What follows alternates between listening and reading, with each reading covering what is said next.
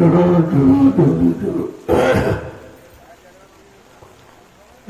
सत्संग का समय हो गया।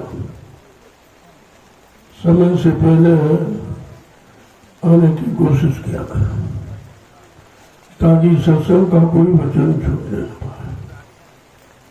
यही गलती आपने की है। आज सत्संग वचनों को भूल गए। जो बचनों को भूल गए तो दया से वंचित रह गए। ये छोटी कमी नहीं, बहुत बड़ी है। और इसमें आप ध्यान ही नहीं देते। जैसे घर में रहते वैसे आश्रम में रहते। मतलब क्या हुआ? आश्रम में बड़ी चौकसी के साथ रहना चाहिए, क्योंकि ये परमार्थ का घर है। ये तुम्हारा घर गृहस्थी भोगों का घर नहीं है, परमार्थ का। और परमार्थ के लिए आए हो तो एक एक पल घड़ी परमार्थ में ही बीतनी चाहिए। तब तो आप इसका लाभ प्राप्त कर सकोगे। अन्यथा कितने जन्म निकल गए, कुछ नहीं मिला। और कितना समय आपने इसमें गंवा दिया, मथुरा से लेकर के यहाँ तक सब।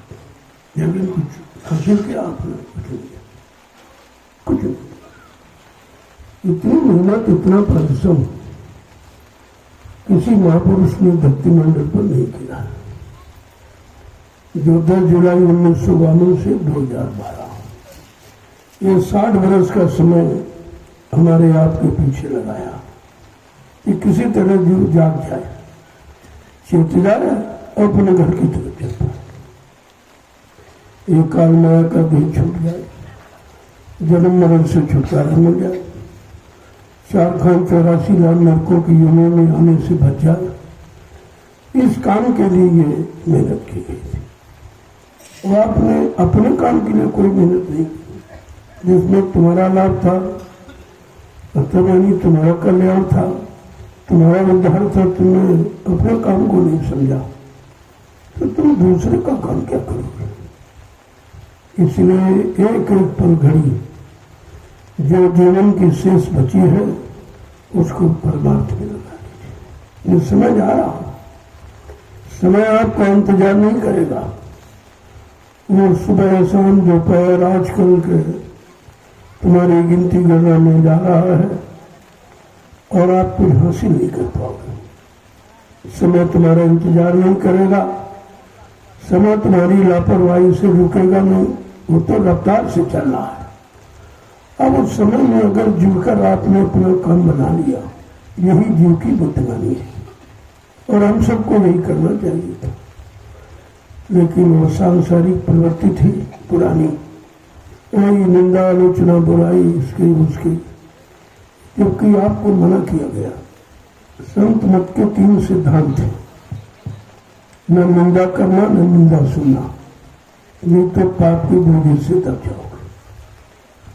दूसरा, कम खाओ, उतना खाओ जिससे बचा सको। और जब कम भोजन करोगे तो नींद नहीं आएगी, भजन में मन लगेगा। और गम खाओ यानी बर्दाश्त करो। ये समय बर्दाश्त करने का है। झगड़ा करोगे, परमार्थ से हट जाओगे, भजन छूट जाएगा, सत्संग छूट जाएगा। काल के जीव तो इसीलिए झगड़ा करते हैं, किसको किसी तरह से परमार्थ से हटा लो, गुरु की तरफ इसका मन मोड़ दो और हमारे पीछे लग जाएगा। लेकिन आपको जो सिखाया गया, जो पढ़ाया गया, जो आपको समझाया गया, उस पर ध्यान देना चाहिए कि हमको सांसारिक लोगों से अलग रहना। हमारी प्रवृत्ति, हमारा भाव, हमारा लगाव सांसारिक लोगों से अलग होना चाहिए।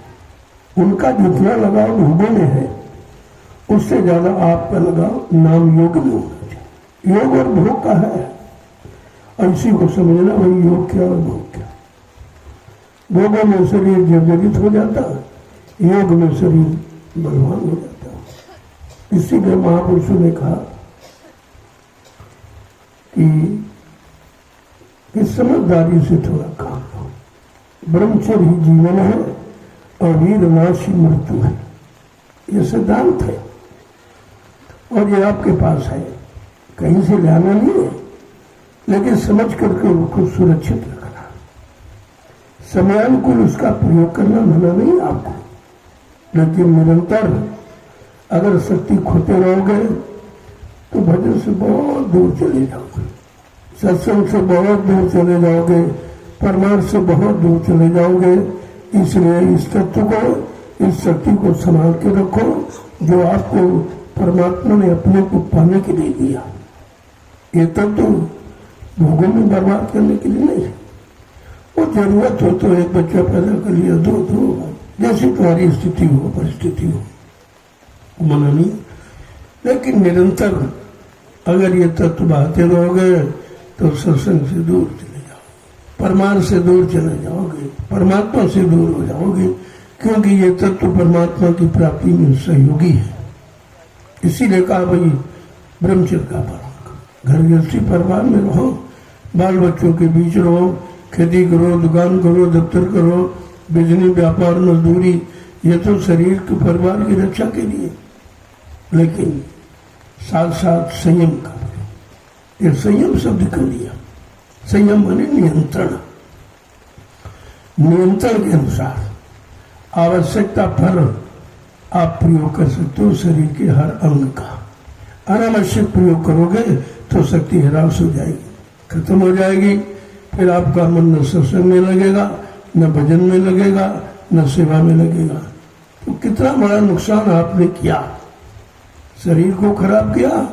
और ये तीन रास्ते जो परमार्थ के बनाए गए, सत्संग, सेवा, भजन, इससे भी आप दूर हो गए। तो ऐसा काम क्यों करते? महापुरुषों में संकेत भी कहा कि ब्रह्मचर्य ही जीवन है और वीर नाशी मृत्यु है। इस बात को, सूत्र को आपको गांठ में बांध लेना चाहिए। जो हुआ सो हुआ, गया सो गया, लेकिन जो बचा है उसको संभाल के रखो। अब लो नसानी अब न नसे, ये आपको संकल्प लेना चाहिए।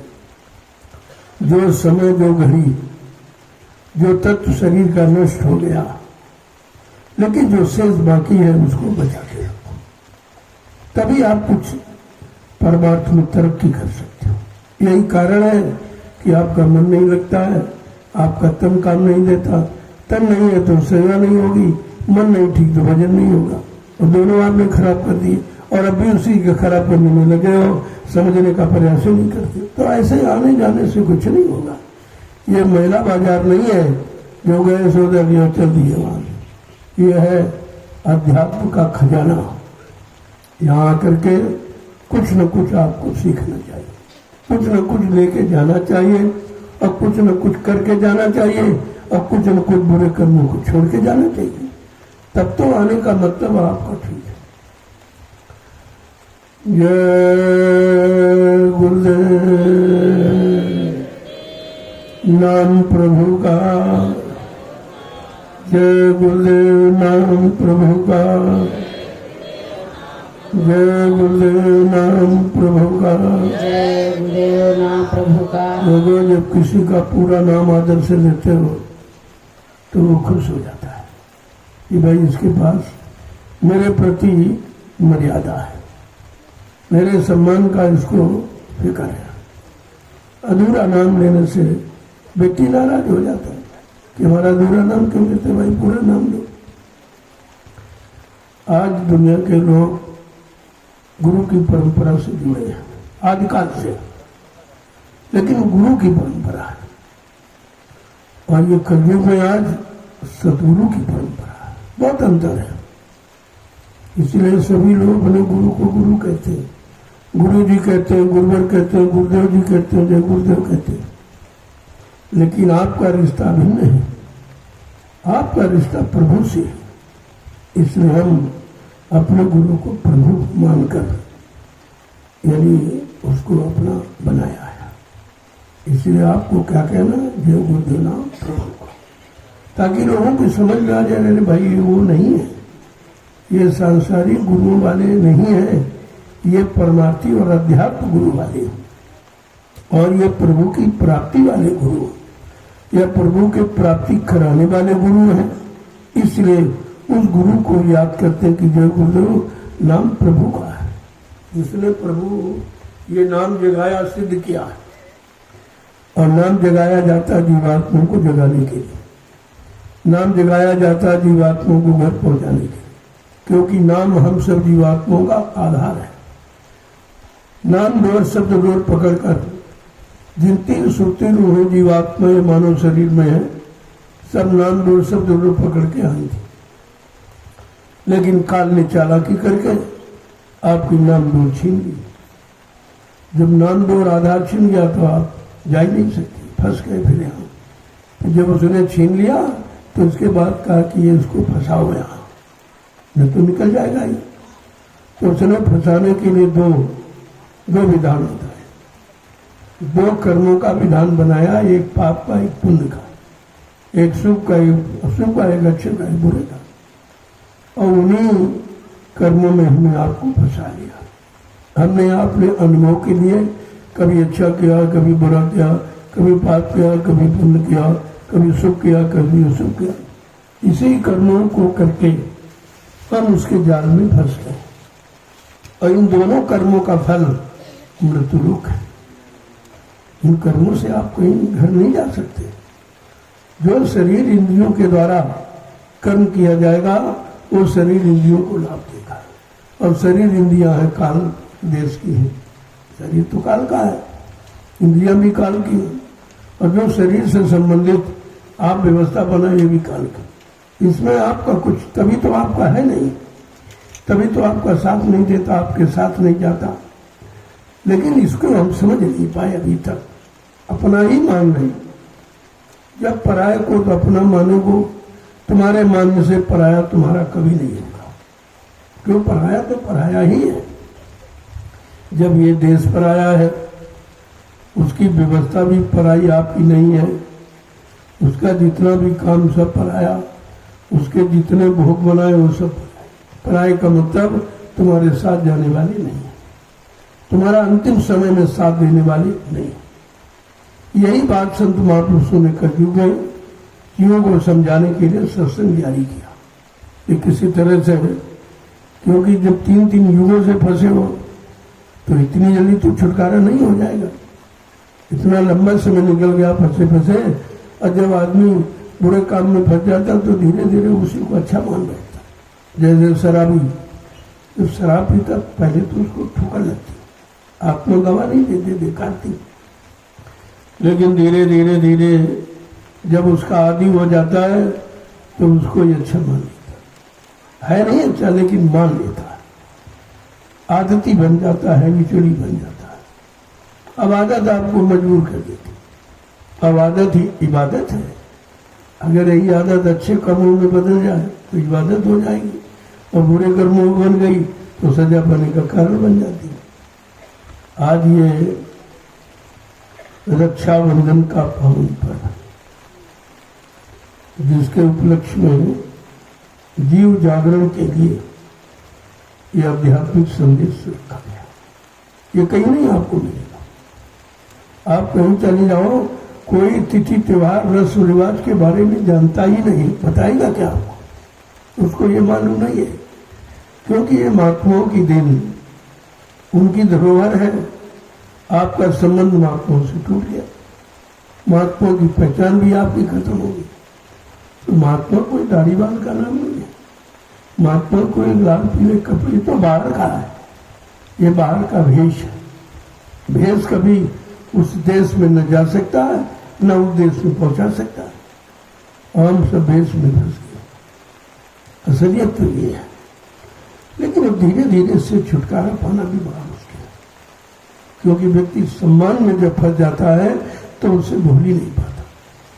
एक बार दुख से आप छुटकारा पा सकते हैं, लेकिन सुख से छुटकारा नहीं, क्योंकि सुख को आपने एक अच्छा मानकर मान्यता दे रखी और उसी सुख में फंसे। लेकिन महापुरुषों ने कहा नहीं भाई, सुख दुख नदियां पार उतरना। ये सुख दुख दोनों से अलग, ये दोनों नदी यानी भवसागर में ही आपको डुबाने के कारण बने हुए, इसलिए इन दोनों को छोड़ो। पाप पुण्य जब दोनों ना से उधव वो हमरे पूर्वास। भगवान कृष्ण ने जब उद्धव उनके प्रिय मित्र थे और इन शक्तियों का काम हो जाता तो वो चली जाती। जब उनका काम हो गया, क्या काम था उनका? धर्म की स्थापना, दुष्टों का संहार और सज्जनों की मदद, बस इसके अलावा कुछ नहीं किया। ये काम उनका हो गया तो उन्होंने प्रचार कराया कि भाई मेरा काम हो गया, जिस काम के लिए हमें भेजा गया था। आया नहीं, भेजा गया। जो कोई किसी द्वारा भेजा गया तो उसकी शक्ति सीमित होती, वो अपने उससे से कुछ नहीं कर सकता, वह स्वच्छंद विचारों वाला नहीं होता। जो आता है वो स्वच्छंद विचारों का, वो अपना काम अपने अनुसार करता, उसको किसी से सलाह लेने की आवश्यकता नहीं पड़ती। इसलिए पैदा होना और आना दोनों में बहुत अंतर है। जब वो कहने लगे भाई उद्धव जी मैं तो अपने परम धाम को जाऊं, तो कृष्ण ने कहा, तो उद्धव ने कहा आपने कभी बताया नहीं कि आप परम धाम कहीं और आपका है? फिर भाई हमसे किसी ने पूछे नहीं, बताते क्या? कहा और कहीं है? करे भाई तो मृत्युलोक है, मैं तो गोलोक का निवासी हूँ, वहां से आया हूँ, काम करने के लिए भेजा गया हूँ। तो कहा कि भाई हमको भी आप ले चलिए, तो तुम्हारे साथ, हमारा तो बुढ़ापा आ गया, आपके साथ रहते रहते। कहा भाई हम ये काम नहीं करते, हमको ले जाने का अधिकार नहीं है। हम जिस काम के लिए आए हैं, जो काम देके हमें भेजा गया है, बस हम उतना ही कर सकते, उसके अतिरिक्त कुछ। तो कहा कि भाई हमको ले चलता, हम युक्ति आपको बता सकते हैं। उद्धव जाओ बद्री का आश्रम तक तपस्या करो। तपस्या मानी कोई गुफा के अंदर में घुसना नहीं है। तपस्या आशाओं, इच्छाओं, वासनाओं को तपा देना, जला देना, वो कहीं भी कर सकते बैठ के। उसके लिए कोई स्थान निर्धारित नहीं है, कहीं भी बैठ के कर सकते। ये मनुष्य मंदिर है, इससे अच्छा कोई मंदिर ही नहीं, और ना इच्छा जात से तुम इसे अच्छा बना सकते हो। लेकिन आपको पता नहीं है कि मनुष्य मंदिर है कि पत्थर वाला मंदिर असली है। अब काल ने फंसाने के लिए तो नकली बनाया कि ताकि असली कोई भूल जाए और नकली में फंस जाए तो हमारे यहाँ बना रहेगा और आता जाता रहेगा, हमारा राज्य चलता रहेगा। अपने राज्य को चलाने के लिए काल ने कितनी भारी जीवों के साथ गद्दारी की, जीवों को कितना भ्रमित किया है, और यही आपको फंसा दिया। तो कहा जाओ उद्धव बद्रिकाश्रम तब करो। जब कभी स्तोत्रनिष्ठ ब्रह्मनिष्ठ जो ये संत महापुरुष आएंगे, वो तुम्हें नाम की युक्ति देंगे। उस नाम युक्ति के द्वारा तुम मेरे धाम आ सकते। मेरे धाम कहा, मेरे गोलोक भी अगर कोई आना चाहता है तो बगैर उनकी दया के नहीं आ सकता। उनको पूरा अधिकार है हर लोक में ले जाने का, हर लोक को दिखाने का, हर लोक में मतलब यानी परिचय कराने का, लेकिन वो किसी लोक में रुकने नहीं दे। उन्हें मालूम है ये लोग सब फंसाने वाले। कहा जब वो अपनी जीवात्मा को जगाते और साथ लेके चलते, इसीलिए तो कहा कि 9 द्वारों से निकलकर आप यहां पर आ जाओ, ये 10वां द्वार, तो मैं आपको साथ लेती। इसके नीचे सदगुरु नहीं आता, असली रूम में, नूरानी रूम में कभी नहीं आता। इसीलिए कहा कि धीरे धीरे इन 9 द्वारों से निकल करके 10वें में आ जाओ, और मैं वहीं पर बैठा हूँ, तुम्हारी मदद को ले चलूंगा। अब मैं आपको केवल इतना ही करना है, इस 9 द्वारों से छुटकारा पाना, क्योंकि इसी में फंसाव है और इसी से निकल नहीं पा रहे, और इतना फंस गए कि इतने कमजोर हो गए, शक्ति खत्म कर दी, अब निकलना भी बड़ा मुश्किल। यद्यपि जब मन सत्संग सुनता तो बेचारा बेचैन होता कि मैंने बड़ी गलती की, और समझाने पर वो अंत में स्वीकार करता है कि भोग वासना मुझ में भरी, मुझसे सत्संग की हो जाए। क्या करूं कि भोग वासनाओं ने इतना हमको जर्जरित कमजोर कर दिया है कि अब सत्संग मेरे बस का कैसे मैं सुनूं, सुनाई नहीं देता। वो शब्द कानों में तो आते हैं, लेकिन मन, भोगी मन स्वीकार नहीं कर रहा। अब ये समस्या खड़ी हो गई। तो जब उद्धव जी को समझाया तो बहुत दुखी हो गया। आज चिंता मत करो, उनका इंतजार करो, आएंगे, वो आएंगे और अपनी जीवात्मा में समाते, क्योंकि जीवात्मा मेरी, किसने कहा जीवात्मा मेरी नहीं है, न ब्रह्मा की, न विष्णु की, न मेरी, न राम, किसी की नहीं है। वो सत्पुरुष की है। जब सत्पुरुष अपने किसी नुमाइंदों को भेजेगा, वो आएंगे मृत्यु लोक मंडल में, वो तुम्हारी जीवात्मा को संभाल कर, मैं नहीं संभाल कर सकता हूँ, संभाल करना मेरे बस की बात नहीं है और ना मुझको अधिकार मिला है। लिहाजा उन्होंने साफ साफ कहा। अब इसको लोगों ने बताया नहीं, ये भेद खोला नहीं गया। तब महापुरुष को खुद अपना भेद बताने के लिए आना पड़ा। उसे अपना भेद कोई जल्दी बताता नहीं है, कोई नहीं बताएगा भेद अपना, लेकिन उन्होंने अपना भेद बताया, अपना राज बताया, रहस्य बताया, अपने घर की पहचान कराई और तुम कैसे चलोगे, कैसे पहुंचोगे, ये सब उन्होंने खोलकर सत्संग से कहा। लेकिन हम आप सत्संग सुनते ही नहीं, कान तो सुनते हैं लेकिन मन नहीं सुनता। सत्संग मन के लिए होता, मन के शुद्धिकरण के लिए सत्संग होता है।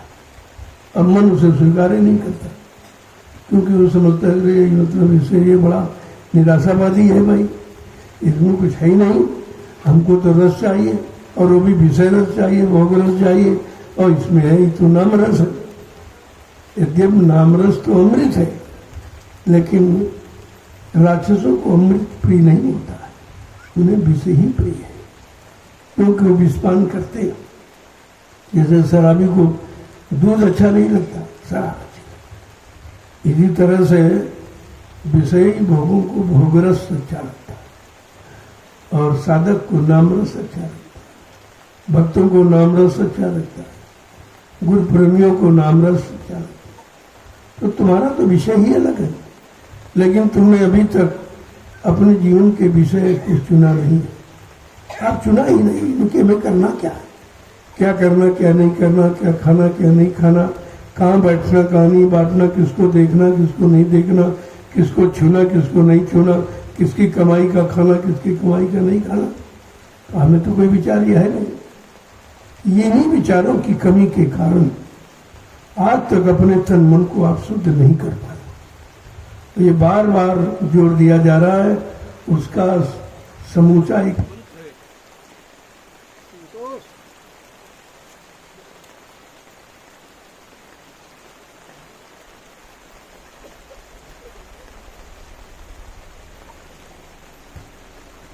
उसका एक मंत्र है शाकाहारी बनो। ये बहुत बड़ा मंत्र है कि शाकाहारी बनो, यानी आहार माने भोजन। भोजन आपके जीवन को चलाता है, आपके जीवन को शुद्ध करता है, आपके जीवन को बीमारियों से रहित करता है। भोजन का कितना बड़ा काम है। अब आपका भोजन कैसा हो, उन्होंने 3 भागों में बांटा है, तमोगुणी, रजोगुणी और सतोगुणी। तमोगुणी माने तामसी आहार, ये नशे वाले, जितने बुद्धि नाशक और जितना ये मन को खराब करने वाले चटपटे तीखे पदार्थ, ये सब तामसी गुणों को पैदा करते हैं, जिससे आदमी लड़ाई झगड़ा करने लगता, मारकाट करने लगता, निंदा आलोचना बुराई में फंस जाता, अच्छाई को नहीं समझ पाता। और रजोगुणी यानी ये विषयी गुण, इससे विषय वासनाएं जगती हैं, लोग भोगों में फंसने लगते हैं। इसके बाद उन्होंने कहा अगर इन दोनों से बचना चाहते हो तो सतोगुणी याद करो। सतोगुणी मतलब जो आपको ईश्वर ने प्रदान किया, जो भगवान ने हमें आपको जीवित रखने के लिए ये व्यवस्था, जीव उसका है, व्यवस्था उसकी। उसने आपके लिए सीजनल अनाज, सीजनल दालें, सीजनल सब्जियां, फल फूल मेवे, दूध मक्खन मलाई की, ये आपका सात्विक भोजन है, इसी को शाकाहार कहते हैं। अगर ये भोजन करो आप तो कोई बुराई नहीं होगी, कोई तुम्हारे अंदर गलत भाव नहीं बनेगा, कोई तुम्हारे अंदर विषय भोग नहीं जगेगा, आप पाक साफ निर्मल पवित्र हो जाओ। महात्माओं को देखिए आप, वो इससे बिल्कुल परे है, बिल्कुल दूर है, और धीरे धीरे तुम्हें भी ठीक कर देंगे। इसीलिए कहा उनका दर्शन, उनका स्पर्श, उनकी प्रसादी, ये 3 आपके जीवन को सुधारते हैं और तीनों आपके साथ प्रयोग किए जाते। दरस परस मुखमंजन पाना, विप्र कहा सुन वेद पुराण। तो वेद पुराणों ने भी यही कहा, अगर मानव अपना असली सुधार करना चाहता है तो उसको संत महापुरुषों के दर्शन दीदार की आवश्यकता है। दर्शन से बहुत लाभ होता है, उनका दर्शन ही आपके लिए लाभकारी है, क्योंकि वो विषयों से मुक्त है, वो भोगों से मुक्त है, और धीरे धीरे तुमको भी मुक्त कर देंगे, तुम्हारे मन की सारी कच्चाई को निकाल देंगे। उनके साथ जुड़कर तुम अपनी भोगों काम की पिपासा को घटा सकते हो, लेकिन तुम्हारा संबंध ही टूट गया। आना न जाना, आते हुए भी बेचारे समझ नहीं पाते। ये सबसे बड़ा पर्व है, सबसे बड़ा, लेकिन कितने लोग जानते हैं इसको? कितने आत्मा महात्मा भी नहीं जानते इसको। धर्माचार, इसको जगत गुरु शंकराचार्य भी नहीं जानते। रक्षाबंधन का मतलब क्या, उन्हें भी नहीं मालूम, ये किसी को नहीं मालूम। जिनका विषय है उन्हीं को मालूम। ये संत महापुरुषों का विषय है, वही आपके जीवन की रक्षा कर सकते हैं, वही आपको सुरक्षित घर पहुंचा सकते हैं, बाकी ये काम किसी का नहीं। आप लोग उनको जानते नहीं, उनको पहचानते नहीं, क्योंकि अगर कोई अलग से वो शरीर लेके आ जाए तो आप बिल्कुल नहीं पहचानोगे। इसलिए अपनी पहचान तुम्हारे से मिलती जुलती बनाते, मानव तन धारण करते। ये जब मानव तन में आएंगे तो आप पहचान लोगे, बोली भाषा समझ लोगे। अगर और कोई शरीर धारण कर ले तो आप बिल्कुल नहीं समझ पाओगे, न बोली भाषा समझ पाओगे, न उनसे कोई लाभ ले पाओगे। इसलिए उन्होंने हम सब मानव इंसानों को लाभ देने के लिए मानव चोला धारण किया है, नहीं धारण किया, कि यही समझना चाहिए। एक एक शब्द से कितना अंतर, धारण किया है। और वो किस लिए किया? कि जीवों का कल्याण हो जाए, जीवों को जगाने के लिए। कल मैंने आपको इसी संदर्भ में जानकारी दी कि जीव को अंदर ऐसे भाव जाग जाए और अंदर में ऐसी प्रेरणा हो जाए कि ये तो ठीक है, आप पंचभौतिक शरीर लेकर आए हैं, वो तो हम समझ गए, लेकिन हमको अपना असली रूप दिखाओ, गुरुमोही अपना रूप दिखाओ, अपने असली रूप की जानकारी दो, जो रूप हमको लेके चलेगा। अगर उसकी पहचान नहीं होगी तो भ्रम हो सकता। तो कहते हैं ये माना है कि ये रूप हमारे लिए लाभकारी है। अगर यही नहीं होगा तो वो कैसे मिलेगा? लेकिन ये भी आपने सत्संग से समझा दिया कि इससे जीव जगावे, उससे घर पहुंचावे। इस पंच भौतिक शरीर से जीवों को जगाते हैं और जिसमें वो नूरानी रूप से घर पहुंचाते हैं, क्योंकि जीवात्मा तो शरीर है नहीं, वो नूर ही नूर है। इसलिए जीवात्मा के लिए नूरानी शरीर और शरीर के लिए जिस्मानी शरीर, दोनों की आवश्यकता है, और दोनों आपके सामने धारण करते हैं कि जीव जगाने के लिए जिस्मानी शरीर और जीवात्मा को घर पहुंचाने के लिए नूरानी शरीर। अब दोनों रूपों का वर्णन है, इन दोनों रूपों को आपको समझना चाहिए। इसको कहते हैं सत्संग। ये आपको कहीं नहीं मिलेगा, ये तो कोई चर्चा करता ही नहीं, जानता नहीं बेचारा। वो तो पिछले काल देश की घिसी पीटी व्यवस्था को बताते, जो काल शक्तियां आई, जिन्होंने मारकाट किया, उनकी चर्चा हो रही। अरे भाई, मारकाट करने वाले को हत्यारे कहते हो आप? क्या हत्यारों की चर्चा करोगे? क्या हत्यारों की चर्चा से तुम्हारे अंदर कुछ दया आ जाएगी? जिसके अंदर खुद ही दया नहीं, करोड़ों को मार डाला, काट डाला। तो अपराधी को कभी भी अच्छा समझकर आप अच्छाई नहीं प्राप्त कर सकते। यही कारण कि काल की पूजा करने के बाद कोई अच्छा नहीं बन पाया, कोई बुराइयों से अलग ही नहीं हो पाया। अब ये बात कोई बतावे भाई कि काल क्या है, दयाल क्या है, काल का काम क्या, दयाल का काम क्या, तब धीरे धीरे कहीं कुछ समझ में आ सकता है। जब इतने दिन से आपको बताया जा रहा, कुछ भी समझ में नहीं आ, और करके दिखाया जा रहा कि भाई काल का काम देखो, दयाल का काम, दोनों का काम आपके सामने। अरे काम से तो तुम सबकी पहचान कर लेते हो, और कामे से उसका नाम रखा गया कि लोहे का जानकार लोहार कहते हो, लकड़ी के जानकार को मतलब यानी बड़े बड़े ही कहते थे, सोने के जान को सोनकार कहते हो, चमड़े के जान को चमकार कहते हो। चमार सबसे उपयोगी है जो चमड़े को जानते। चमड़े माने शरीर, ये हमारा काम शरीर चमड़े तो है। इस चमड़े की खोल की पहचान जिसको है, और चमड़े के खोल में जो बैठी जीवात्मा उसकी पहचान जिसको, उसको चमार कहते हैं।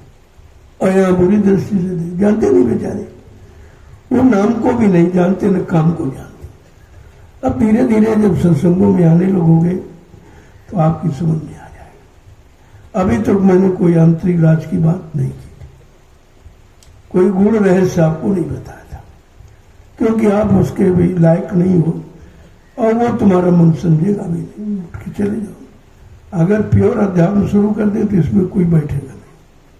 से या तो उठ के चले जाओ या सोने लगोगे, वो बर्दाश्त नहीं होगा। वो आध्यात्मिक शब्द आपके मन को एकदम बेचैन कर देते, बिल्कुल बर्दाश्त नहीं करेगा। इसलिए महापुरुष मिलता जुलता संदेश देते हैं कि आपके मतलब का भी, यानी शरीर का भी देते और आत्मा का भी देते, दोनों का देते। लेकिन असली तो यह है कि हमको तो आत्मा का पकड़ना है। शरीर तो करके आपने देख लिया, सब कुछ किया, खाना पीना, बाल बच्चे पैदा करना, ये घर मकान बनाना, खेती जमी तो आपने कर लिया। शरीर का काम तो आपका खत्म, लेकिन जीवात्मा का काम आप शुरू नहीं किया। कब करोगे? उसकी कोई तिथि तारीख दिन आपने निश्चित किया? अभी नहीं किया। अभी तक तो आपने निर्णय लिया नहीं, और यह निर्णय तो आपको लेना ही पड़ेगा। महापुरुषों ने कहा, रे भाई गई सो गई, रही वो संभालो। जो समय, जो जीवन की घड़ियां, जो श्वासों की पूंजी आपकी चली गई, उस पर चिंतन मत करो, वापस नहीं आएगी। लेकिन जो शेष बाकी हैं उनको अच्छी जगह लगाने का प्रयास करो, और उसके लिए भी आपको रास्ता मिल गया। कहाँ लगाना है? कहते नाम की कमाई में। इतना सरल, और नाम की कमाई में कोई खर्चा नहीं। शरीर के लिए जो करते हो कितना खर्चा, ये पूजा, ये पाठ, ये तीरथ, ये मुहूर्त, ये मतदानी, ये पानी, इनमें कितना खर्चा करते हैं। यानी जड़ में तो खर्चा जहां कुछ है नहीं, और चेतन में कोई खर्चा नहीं जहां सब कुछ है। बस यही पहचान आपको करनी है, और ये पहचान अभी तक नहीं हो पाई कि हमें जड़ को पकड़ना है कि चेतन को पकड़ना। गोस्वामी जी महाराज को रामचरितमानस इसीलिए लिखनी पड़ी। 4 वेद, 6, 7, 18 पुराणों से, 19 उपनिषद और 36 ऋचाओं से अगर सच्चा ज्ञान मिल गया होता तो संत गोस्वामी जी महाराज को रामचरितमानस की रचना नहीं करनी पड़ती। उन्होंने अध्यात्म के लिए रामचरित कहा, और उसके लिए उन्होंने एक कांड बताया, उत्तर कांड, जिसमें मानव के सारे प्रश्नों का उत्तर है, मानव के जीवन की सारी समस्याओं का समाधान है, वो है उत्तर कांड। उसमें उन्होंने सब को लिख दिया, सब लिख के रख दिया कि तुम्हें अब क्या करना है। जो किया वो तो किया, उससे आपको कुछ मिला नहीं है, तो कहा जरा ये करके देखो। तो उन्होंने नाम की कमाई की। नाम की कमाई के लिए तो आप बहुत कुछ कर चुके हैं। खेती है, दुकान है, दफ्तर है, व्यापार है, झूठ है, छल है, कपट है, चोरी है, धोखा है, धड़ी है, हिंसा है, हत्या है, सब कुछ आपने कर डाला, और तुम्हारे हाथ में लगा नहीं, क्योंकि तुम्हारी है नहीं। ये माया किनकी भई, जामे जग बौराना।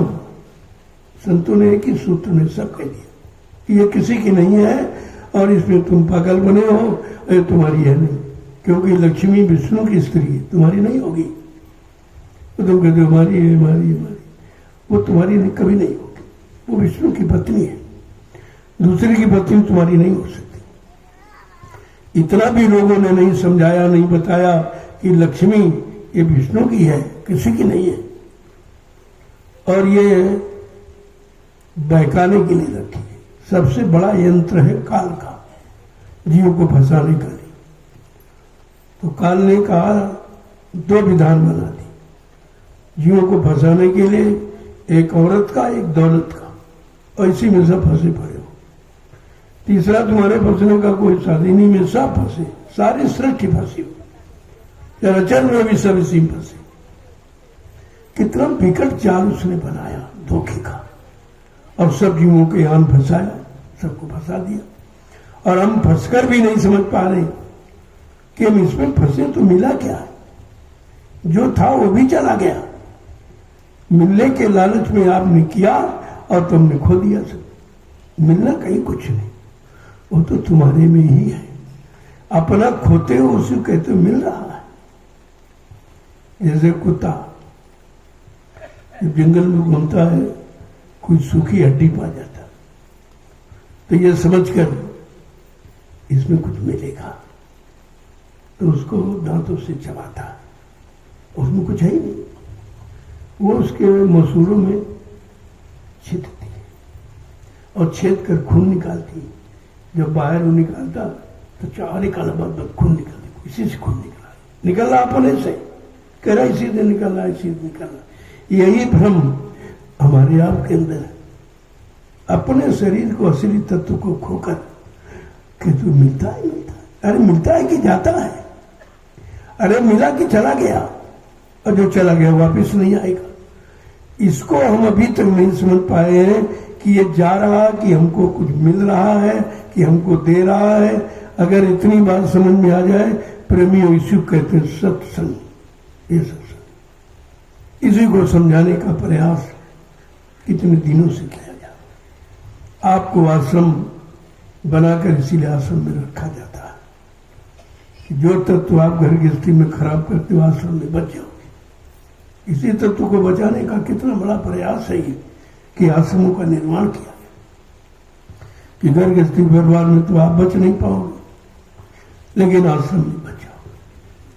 तो जबरदस्ती आपके साथ किया जा रहा है तत्व को बचाने के लिए। कभी 2 महीने, कभी 3 महीने, कभी 6 महीने ब्रह्मचर्य का पालन आप जबरदस्ती आपसे कराया जाता आश्रम में रख के। वैसे तुम्हारे बस का नहीं है। कितनी बड़ी मेहनत तुम्हारे साथ की जाती और उसको तुम समझ नहीं आते। नहीं, पहली बात सालों नहीं आते, कभी 2 साल बाद है, कोई 1 साल। अरे लिखा है करिए नित्य सत्संग, बाधा सकल मिटाए, फिर ऐसा अवसर न मिले दुर्लभ नर्तन पाए। हर रोज दर रोज प्रतिरोज सत्संग करो।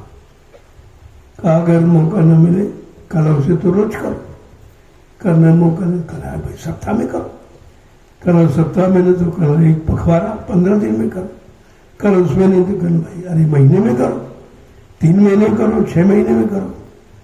कहा अगर इसमें इतना भी मौका न मिले तो कभी सामने क्या बरस दिवस नहीं कर सके ताको लागे दोष, और कहे कबीर दास की कभी न हो भी मोक्ष।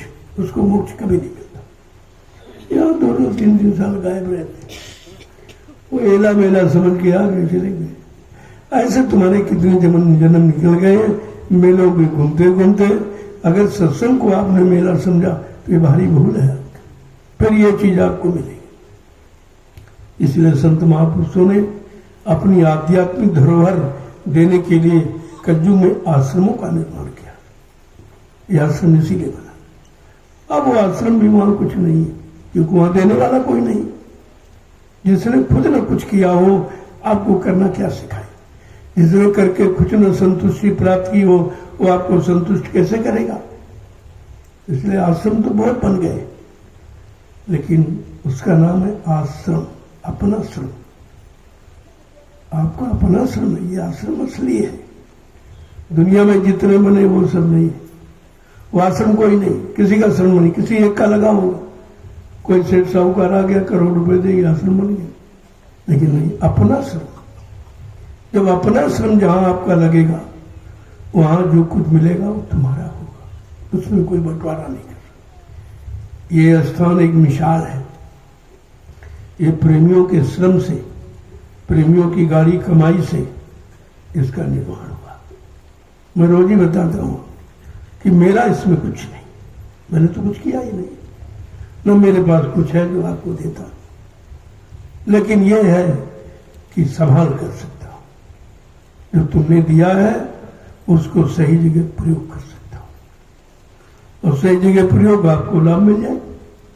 कितने लोग दान करते चले गए, उसको दे दिया सर, अभी को तो चलो पहचाने नहीं कि दान का मतलब क्या है और दान किसको देना है और दान का लाभ किससे मिलेगा, ये कोई जानकारी।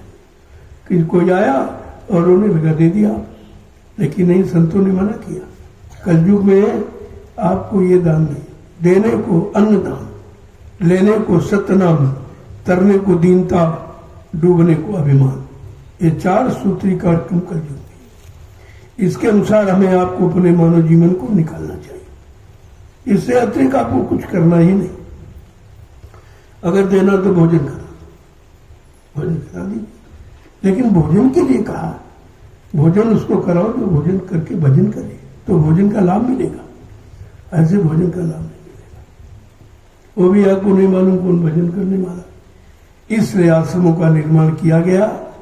यहाँ भोजन यानी भजन करने वाले ही पा रहे, उन्हीं को मिल रहा है, वही बना रहे, वही खिला रहे। तो कितनी बड़ी मर्यादा का पालन आश्रम के माध्यम से हो रहा, लोगों को समझना चाहिए। मैंने ये क्यों कहा कि एक दिन सबको इस तपोभूमि पर आना पड़ेगा, क्योंकि इसके अलावा कहीं कहीं शुद्धता है ही नहीं। तो सारे विश्व में कोई जगह ऐसी नहीं है जहां इतने लंबे ऋषि मुनियों की संख्या में एकत्र होकर तपस्या की हो। ये 88,000 ऋषियों की तपोभूमि है, इसीलिए मैंने इस तपोभूमि का चुनाव किया है। लोगों ने कहा, रे तो जंगल आप ले रहे, इसमें क्या हो? मैं आपको कह रहा था, ये जंगल नहीं है, इसी जंगल में ऋषि मुनियों ने तपस्या की है। मैं जंगल नहीं खरीदा, मैं तपोभूमि खरीद रहा हूं, और इसी पर बैठकर तुम्हारी भी तपस्या सफल हो जाएगी। कलयुग की तपस्या क्या? तपस्या, आशाएं, इच्छाएं, वासनाएं, कामनाएं, इनको तपा देना ही सच्ची तपस्या। इसीलिए बेचारे जो हट से गए वो सब ठग गए। सिंगी ऋषि ठगे गए, पारा ऋषि ठगे गए, कुछ नहीं कर पाए। 60,000 वर्ष तपस्या करके कुछ नहीं पाया, जीरो, परिणाम जीरो रहा। और एक वेश्या ने काम बाण मारा और ठग लिया। इसीलिए संतों ने कलयुग में मना किया कि कोई साधु बनेगा नहीं, साधुता धारण करो। साधुता अंदर में होनी चाहिए, तन मन वचन बुद्धि, ये सात्विक, ये साधु है। जिसने मन को और तन को, इंद्रियों को साध लिया, वो साधु है। लेकिन ये भी तो नहीं कोई बताने वाला। और इसी नाम पर इतनी संख्या बढ़ गई कि 1 करोड़ साधु बन गए हैं नहीं, बन गए। इसके लिए कि वो जानते इसमें बड़ा मान सम्मान है, इसमें काम तो कुछ करना नहीं है, और सबसे लेना है, अच्छा खाना, अच्छा पहनना।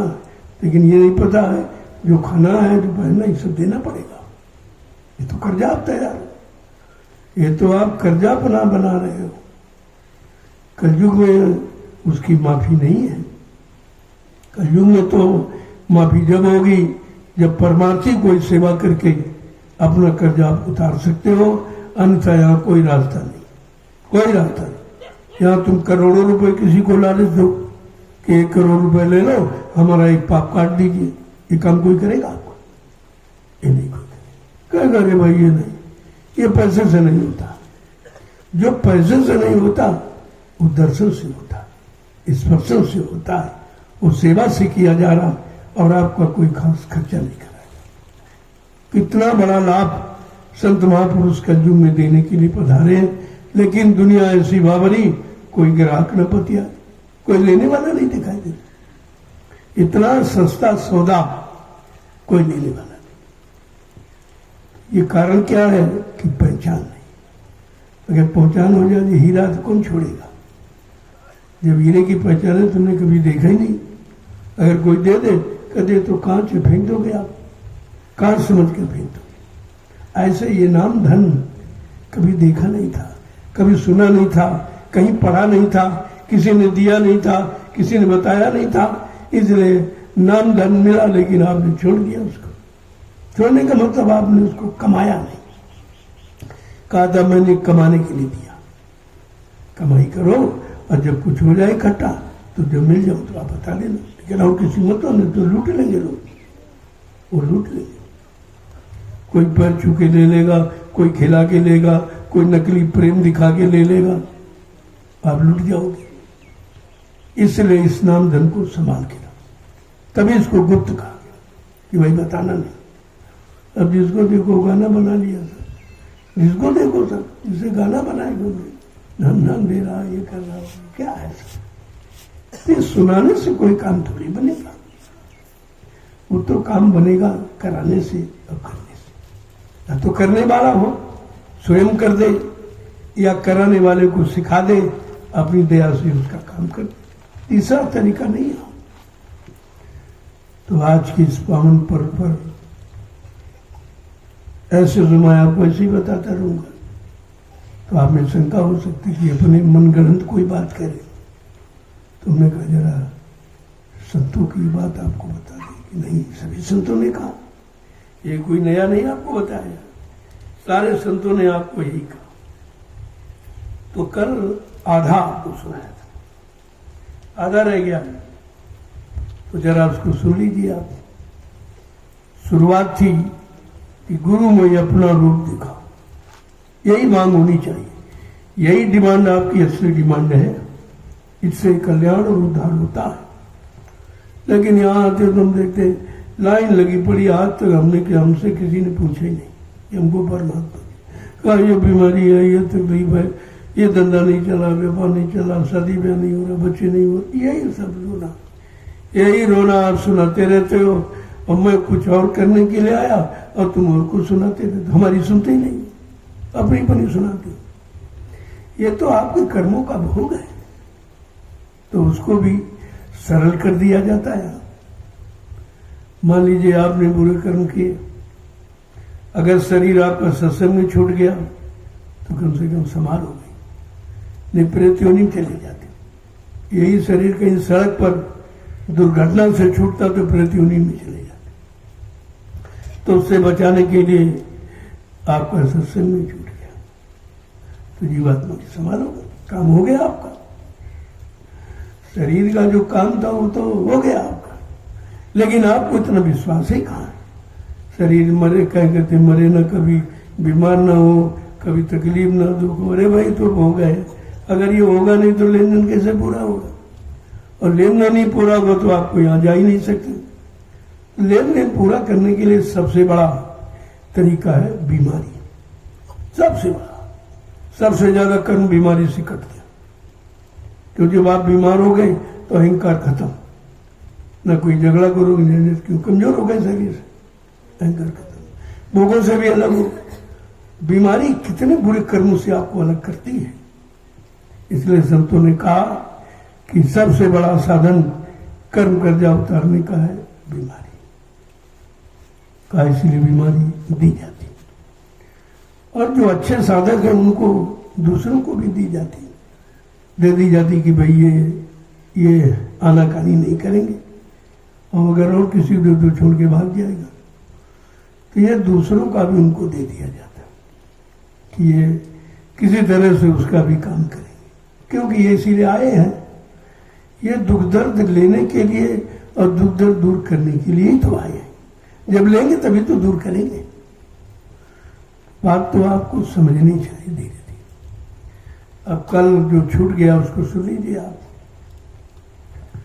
जय गुरुदेव नाम प्रभु का, जय गुरुदेव नाम प्रभु का। देख प्यारे मैं समझाऊं, देख प्यारे मैं समझाऊं, देख प्यारे मैं समझाऊं, देख प्यारे मैं समझाऊं, और रूप हमारा सबसे न्यारा, रूप हमारा सबसे न्यारा, रूप हमारा सबसे न्यारा, रूप हमारा सबसे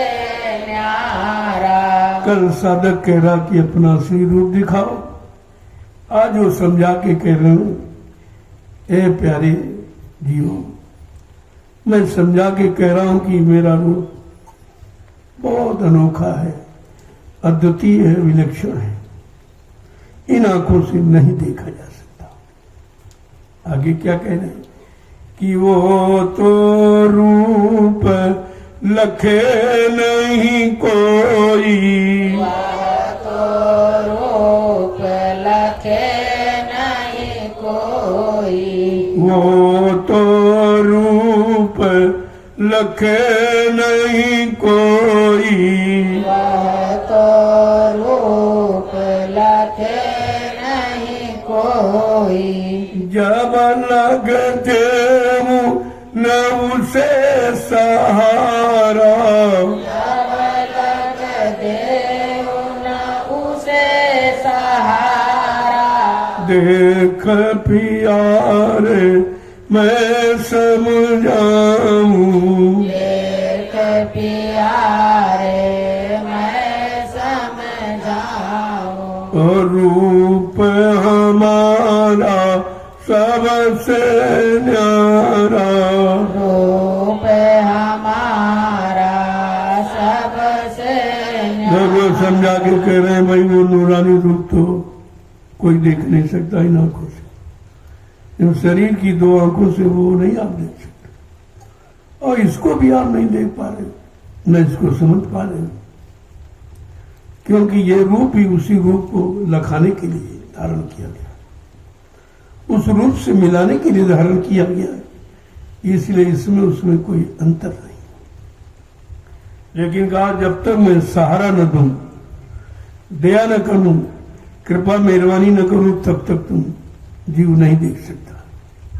आगे क्या कह रहे हैं कि करनी करो मार मन डालो, करनी करो मार मन डालो, करनी करो मार मन डालो, करनी करो मार मन डालो, इंद्री रोक तुआरा, इंद्री रोक दुआरा, देख प्यारे मैं समझाऊं, एक प्यारे मैं समझाऊं, और रूप हमारा सबसे न्यारा, रूप हमारा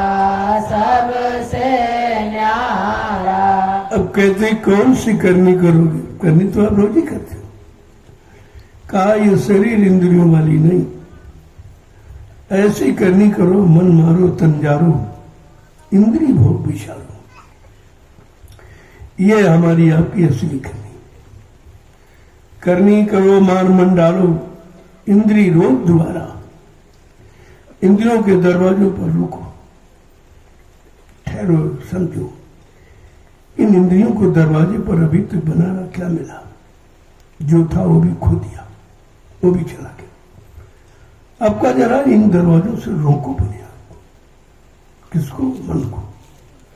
जब मन रुकेगा तो तन नहीं करेगा, तन तो जड़ है, ये मन ही से करवाता, इसकी जैसी इच्छा होती मन की, और शरीर को पकड़ा और फट से लगा दिया, काम में, क्रोध में, लोभ में, मोह में, अहंकार में, ईर्ष्या राग द्वेष, ये सब में यही लगाता, और तुमने उस मन को अभी तक समझ नहीं पाए जो तुम्हारे पास है।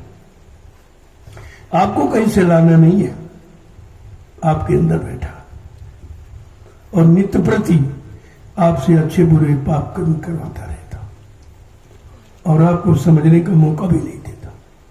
इतना होशियार है, देखिए पहले, क्योंकि काल का एजेंट है, काल की तरफदारी करता। अगर ऐसा नहीं करेगा तो काल के देश में कोई रहेगा नहीं, इसलिए काल के देश में रहने के लिए काल का सहयोग करता ही। आगे क्या कह रहे हैं कि सूरती चढ़ाए गगन पर धावो, सूरती चढ़ाए गगन पर धावो, सूरती चढ़ाए गगन पर धावो, सूरती चढ़ाए गगन उन शिखर के पारा, उन शिखर के पारा, देख प्यारे मैं समझाऊं, देख प्यारे मैं समझाऊं, रूप हमारा सबसे न्यारा, रूप हमारा सबसे न्यारा। कहते मन मारो तंजारो इंद्री भोग विशारो। जब इतना काम करना आप सीख लोगे तब ये जीवात्मा सूरत ऊपर की तरफ चले। अभी तो यही बेचारी दोनों आंखों के मध्य भाग में कैद है, यहां से निकल नहीं पा रही, क्योंकि यहां पर कहते जब तक देव न सहारा, जब तक सहारा नहीं मिलेगा तब तक कैसे निकलेगी बेचारी। और कहते सहारा कैसे कम देंगे, जब यानी मन मारो तन जारो इंद्री भोग विशारो, और इतना काम करो तुम अब की, और फिर आगे की सदगुरु जाने का फिर आपका सहारा मदद मिलेगी। इसके पहले तो इतना काम हमें आपको करना, क्योंकि बिगाड़ आपने किया है, ये आपने बिगाड़ा है तो इसको ठीक करो।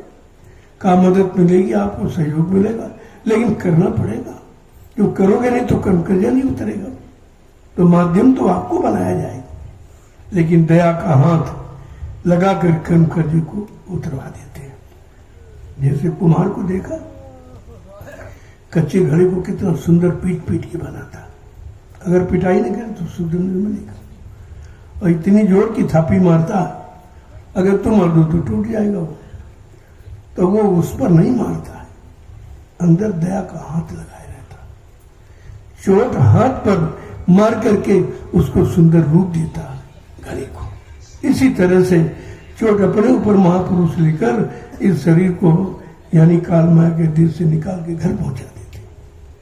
आगे क्या कह रहे हैं कि सत्य पुरुष का रूप दिखाऊं, सत्य पुरुष का रूप दिखाऊं, सत्य पुरुष का रूप दिखाऊं, सत्य पुरुष का रूप दिखाऊं, अलग अगम दर्शाया, अलग अगम दर्शाया, देख प्यारे मैं समझाऊं, देख प्यारे मैं समझाऊं, और रूप हमारा सबसे न्यारा।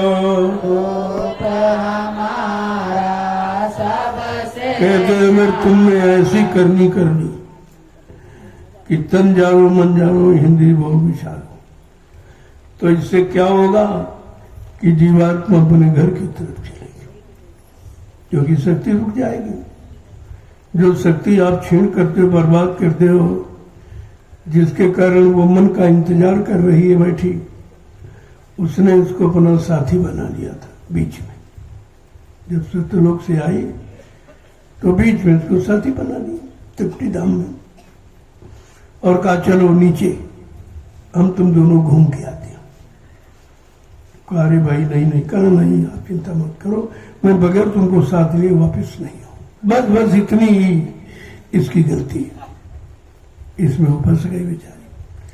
अब जैसे ये मन पहुंचा शरीर में तो फट से नीचे उतर गया कि जरा देखें कि नीचे क्या है। जीवात्मा को तो मालूम था, वो तो नीचे नहीं, उसे मालूम था कि नीचे भाई गंदगी है, और गंदगी से रहित है। तो वो दोनों आंखों के मध्य भाग में रह गई और मन नीचे उतर गया। और जब नीचे गया तो हर इंद्री का भोग करने लगा कि जरा इसको करके देखें, जरा इसको देख के देंगे, और सुन के देखें, जरा सुन के देंगे, खा के देखें, भोग करके देंगे, चल के भी, सब इसी में समय खराब। अब इतना ज्यादा वो लिप्त हो गया कि बगैर उसके अब रह नहीं पा रहा। भाई कोई काम की आदत अगर बना लो तो आदत आपको मजबूर कर देगी, चाहे अच्छा हो चाहे बुरा।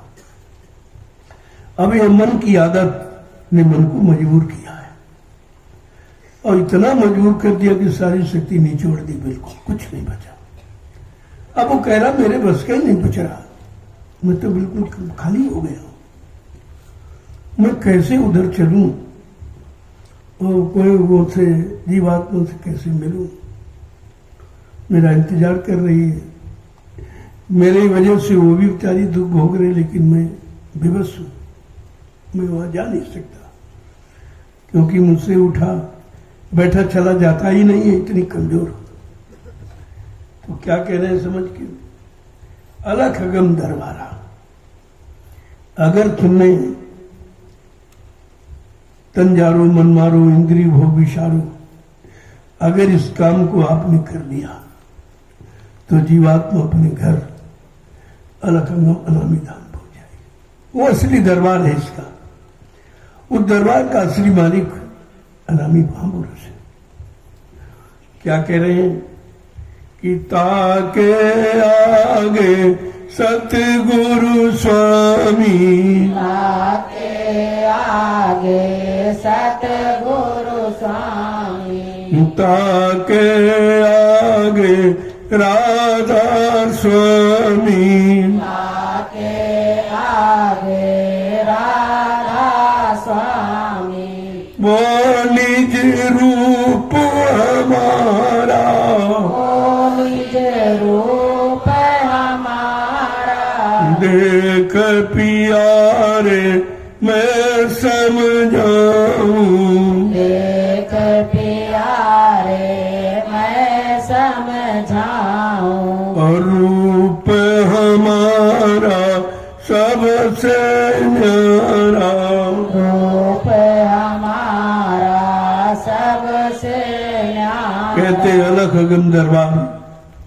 पहुंचोगे वो मालिक का दरबार सतगुरु स्वामी का, उसी को राधा स्वामी कहा गया, विष्णुदयाल का, उन्होंने राधा स्वामी नाम दिलाया था। महात्मा जिस नाम को जगाते हैं उसी नाम से जीवात्मा को जगाते हैं और काम करके चले जाते हैं, फिर वो नाम केवल इतिहास रह जाता, उसका काम नहीं रह जाता। जब नामी चला गया तो नाम काम करेगा कैसे? तो कहते कि राधा स्वामी का मतलब, राधा माने जीवात्मा, स्वामी माने मालिक। जिसको जीवात्मा का मालिक बना के भेजा जाएगा और जीवात्मा को घर पहुंचाएगा, वो समय का राधा स्वामी ही कहलाएगा। अब इसी संशय में बेचारे फंस गए, सब फंस पड़े, कबीर वाले कबीर में फंस गए, राधा स्वामी वाले इसमें फंस गए, और मतलब यानी गुरु नानक वाले वाहे गुरु में फंस गए। ऐसे हो तुम जय गुरुदेव वाले भी फंस जाएंगे। अभी तो नहीं फंस, अभी जब काम करने का समय तो आते नहीं, और जब समय निकल जाएगा फिर बाद में जय गुरुदेव नाम भी तुम्हारी मदद नहीं करेगा। समय की चीज है, समय से काम करवा लीजिए आप, और पीछे के लोगों का काम नहीं होगा। श्रद्धा बढ़ेगी, भाव बढ़ेगा, भक्ति बढ़ेगी, सेवा बढ़ेगी, लेकिन काम नहीं। आगे क्या कह रहे हैं कि धीरज धरो करो सत्संग, तो धीरज धरो करो सत्संग, और धीरज धरो करो सत्संगत, धीरज धरो करो सत्संगत, मेहर दया से ले वसुधारा, मेरे दया से ले वसुधारा, देख प्यारे मैं समझाऊं, देख प्यारे मैं समझाऊं, और रूप हमारा सबसे न्यारा, रूप हमारा सबसे कहते हैं धीरज धरो करो विश्वासा, तुम्हारी सब पूर्ण होगी आशा। धीरज धरो। पहले कितने दिनों से आपको विश्वास दिलाया जाए, धरो धीरज न घबराओ, अभी तो काम बाकी है, इधर का काम बाकी है, उधर का काम, दोनों काम बाकी। न इधर सतयुग आया है, न उधर जीवात्मा जग के घर पहुंची है। दोनों काम पड़े भी कुछ नहीं। और कह रहे काम करने वाला चला गया। देखिए कितना बड़ा दुर्भाग्य जीव का है। अभी काम हुआ नहीं, कहता काम करने वाला चला गया, ये भी नहीं सोचा फिर हमारा काम होगा कैसे, ये भी भूल गया।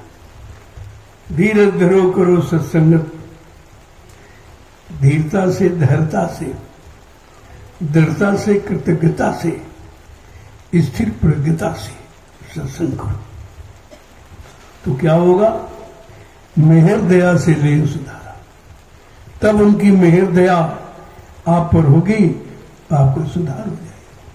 ऐसे नहीं होगा कि आने जाने से आ गए हो, बस मतलब रुपया 10 रुपये दिए, फिर छुए चले गए, कुछ इससे कुछ होने वाला। इसलिए मैंने मना किया कि दूर से पढ़ा, क्योंकि इसे में बहुत दिनों से फंसे। ये जड़ पूजा है, जड़ पूजा। पत्थर चूना, कागज मूर्ति चूना, पानी तीरथ में गए पानी चूना, मूर्त चूना, ये सब जड़ पूजा है। तो चेतन और जड़ में बड़ा अंतर है। अगर जड़ पूजा कर जड़ समझ करते हो तो आप उनका अपमान करते हो, ये अपमान है। इसलिए प्रणाम आशीर्वाद का प्रणाम है। अगर प्रणाम का प्रणाम जानना चाहते हो, लाभ प्राप्त करना, तो प्रणाम किया जाता है और पैर छुए जाते हैं। पैर तो घोड़े गधे के भी लगे, तुम्हारे भी पैर है। पहली बात को समझो, पहली बात तो वो जीव छूने के लायक नहीं। आप सब तरह के कर्म करके आए हो और चूंकि आप गंदा करते रहते हो, तुमको कुछ लेना चाहिए तो लेने बजाय और गंदा कर देते हो। तो सरकार भाई तुम्हें अगर लेना है तो दूर से प्रणाम करो, क्योंकि प्रणाम आशीर्वाद ही होता है। तो आपको तो आशीर्वाद चाहिए, दूर से मिल जाए। कहीं बैठे हो, कहीं चले जाओ, दुनिया के किसी कोने में आप महापुरुषों की नजर से दूर नहीं हो, तो दिव्य दृष्टि है, तो वहीं से बैठ के देखते रहते और जिनको देना पड़ा दे देते। लेकिन तुम्हारे में श्रद्धा और विश्वास कम नहीं होना चाहिए। यही कम क्या है, इतने लोग सत्संगी है, देखो जरा, और अच्छा बंधन है और अच्छा करना है, कराना है, लेकिन बेचारे जानते नहीं, और जानते नहीं और जानने के लिए आते भी नहीं कि कम से कम जानकारी ले लो भाई, तुम्हारी रक्षा कौन करेगा? यहाँ तो कोई करने वाला है नहीं, यहाँ तुम्हारी रक्षा कोई नहीं करेगा, तुम्हारा बिगाड़ करेगा। ये जितने रिश्ते आपने बनाए सबने बिगाड़ किया। पति ने बिगाड़ किया पत्नी का, भाई ने बिगाड़ किया भौजाई का, बाप ने बिगाड़ किया माँ का, ये सब बिगाड़ किया है। ये सब इज्जत लूटने वाले हैं, तब तुम्हारे बने, ऐसे नहीं बने। यहाँ अगर कोई कुछ कर दे तो गोली चला दो, यार इसने इज्जत लूट ली, उसकी पूजा हो रही। ये काल ने ऐसे रिश्ते बना दिए, आपको उसी रिश्तों में फंसा दिया और तुम्हारा सब शरीर शक्ति लूट ली और तुम कुछ नहीं कर पाए, अब भी फंसे वहीं पर। ये सब लूटने वाले हैं, तुम्हारी मदद करने वाले तुम्हारे। अरे भाई अगर तुम्हारा हो तो तुम्हारी उसको रक्षा करनी चाहिए, उसको रक्षा करनी चाहिए। रक्षा कहाँ करा? तो ये लूट रहा और रोज लूट रहा और फिर भी उसकी पूजा हो रही। ये है काल का विधान। काल ने ऐसा ही जाल बनाया धोखे का। अब देखिए जिन्होंने करोड़ों मारे उनकी पूजा हो रही। यहाँ अगर एक किसी की कोई हत्या कर दे, कहा इसको प्राणदंड दिया जाएगा, हत्या का बदला हत्या। अगर इंसान किसी की हत्या कर दे तो उसको मृत्यु की सजा मिलती है, और भगवान ने करोड़ों को मारा, उसकी पूजा होती है। ये क्या है? ये है काल का, यही काल का जाल है। और दयाल इसी काल के जाल से आपको निकालने आए, और इन लोगों से निकालने आए कि ये तुम्हारा काम नहीं करेंगे, इनका काम मारकाट का है, इनका काम रक्षा सुरक्षा संरक्षा हिफाजत का नहीं है। ये सब आपको बताया जाता। आगे क्या कह रहे हैं देखो, कितनी बड़ी चीज है। ऐसे नहीं कहते, कितनी बड़ी गारंटी है। देखो आप कि वह तो रूप दिखा कर छोड़ू, वह तो रूप दिखा कर छोड़ो, वो तो रूप दिखा कर छोड़ू, वो तो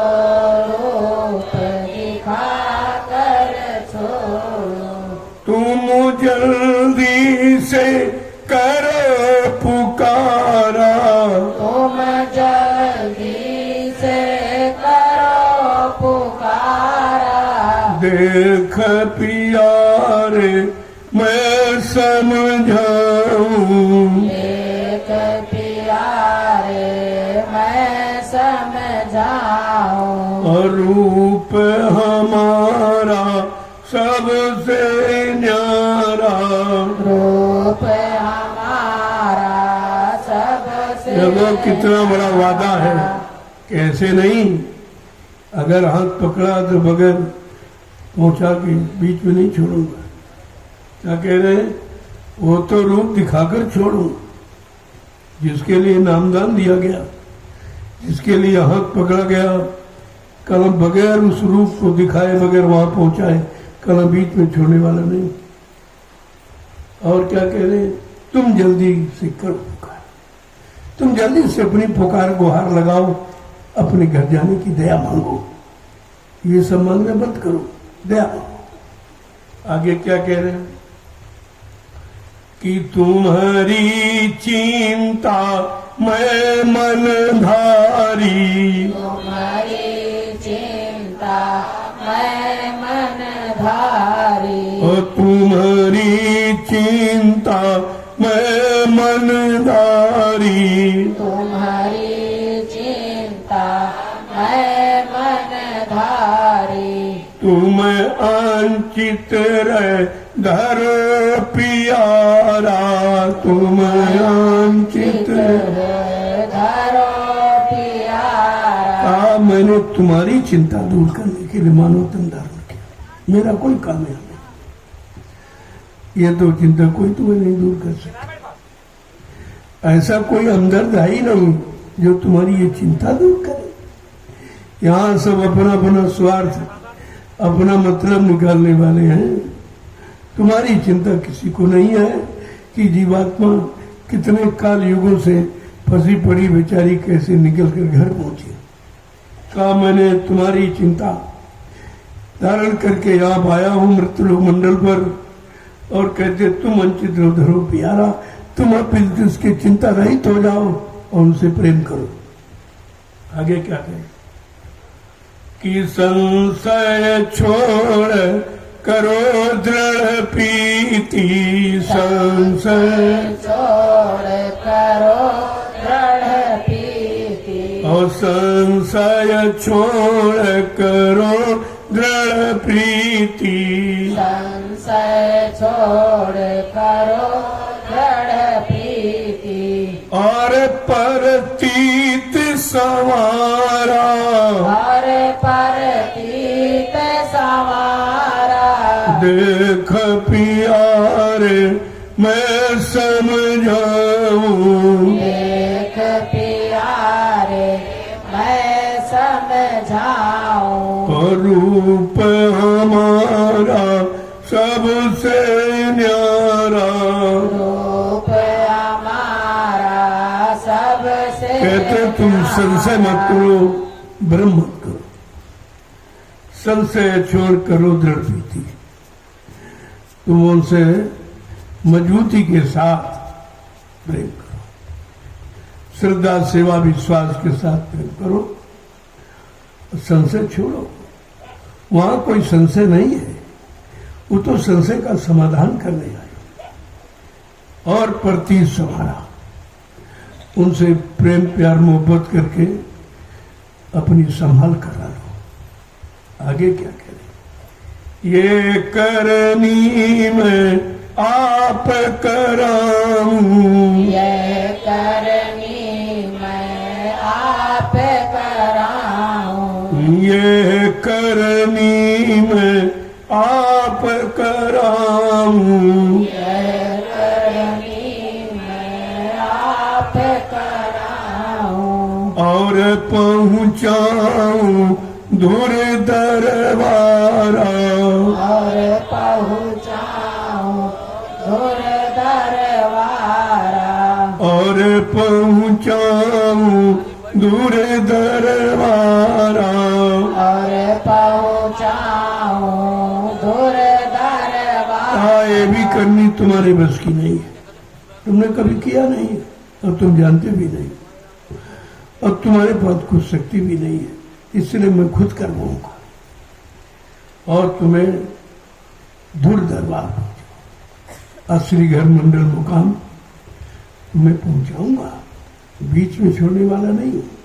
आगे क्या कह रहे कि सतगुरु स्वामी कहे समझाई, सतगुरु स्वामी कहे समझाई, सतगुरु स्वामी कहे समझाई, सतगुरु स्वामी कहे समझाई, राधा स्वामी कहे समझाई, राधा स्वामी कहे समझाई, जब जब जैसी मौज विचारा, जब जब जैसी मौज विचारा, जब जब जैसी मौज विचारा, जब जब जैसी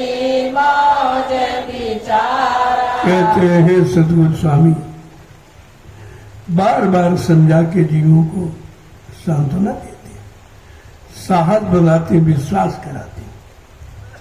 कहा कि जब जब उनकी मौज होगी तभी ये काम हो सकता है।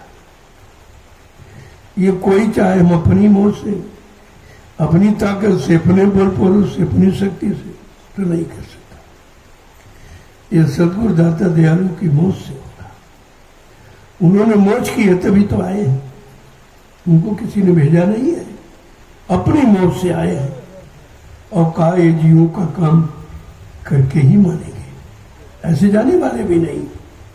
इतना बड़ा विश्वास जब जीवों को दिलाया गया तब तो जीव बेचारा भूल ही गए, विश्वास ही खत्म हो गया। तो विश्वास दिलाने का मतलब फिर क्या हो? क्या झूठा आश्वासन दिया? क्या झूठे गुरु थे? क्या आपको झूठा नामदान दिया?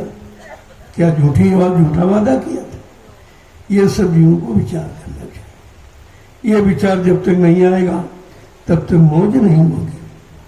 और मौज तो रातों दिन हो रही है, लेकिन तुम्हारा विचार ही बदल गया, तो तुम आप उसका लाभ ही नहीं ले पा रहे।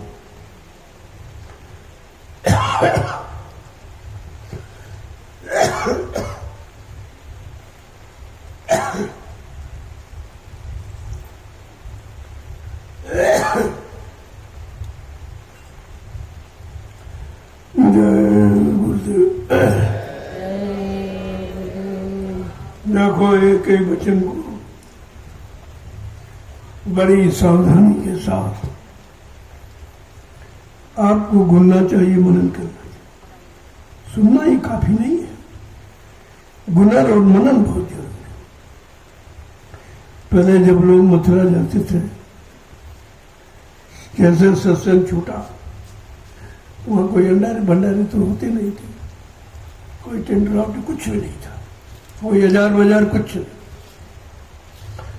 तो उन्होंने फट से अपने झोले से रेडीमेड नाश्ता निकाला, कोई सत्तू हुए चना बाटी बना रखे थे, खा लिया और सब सत्संग में बैठ गए।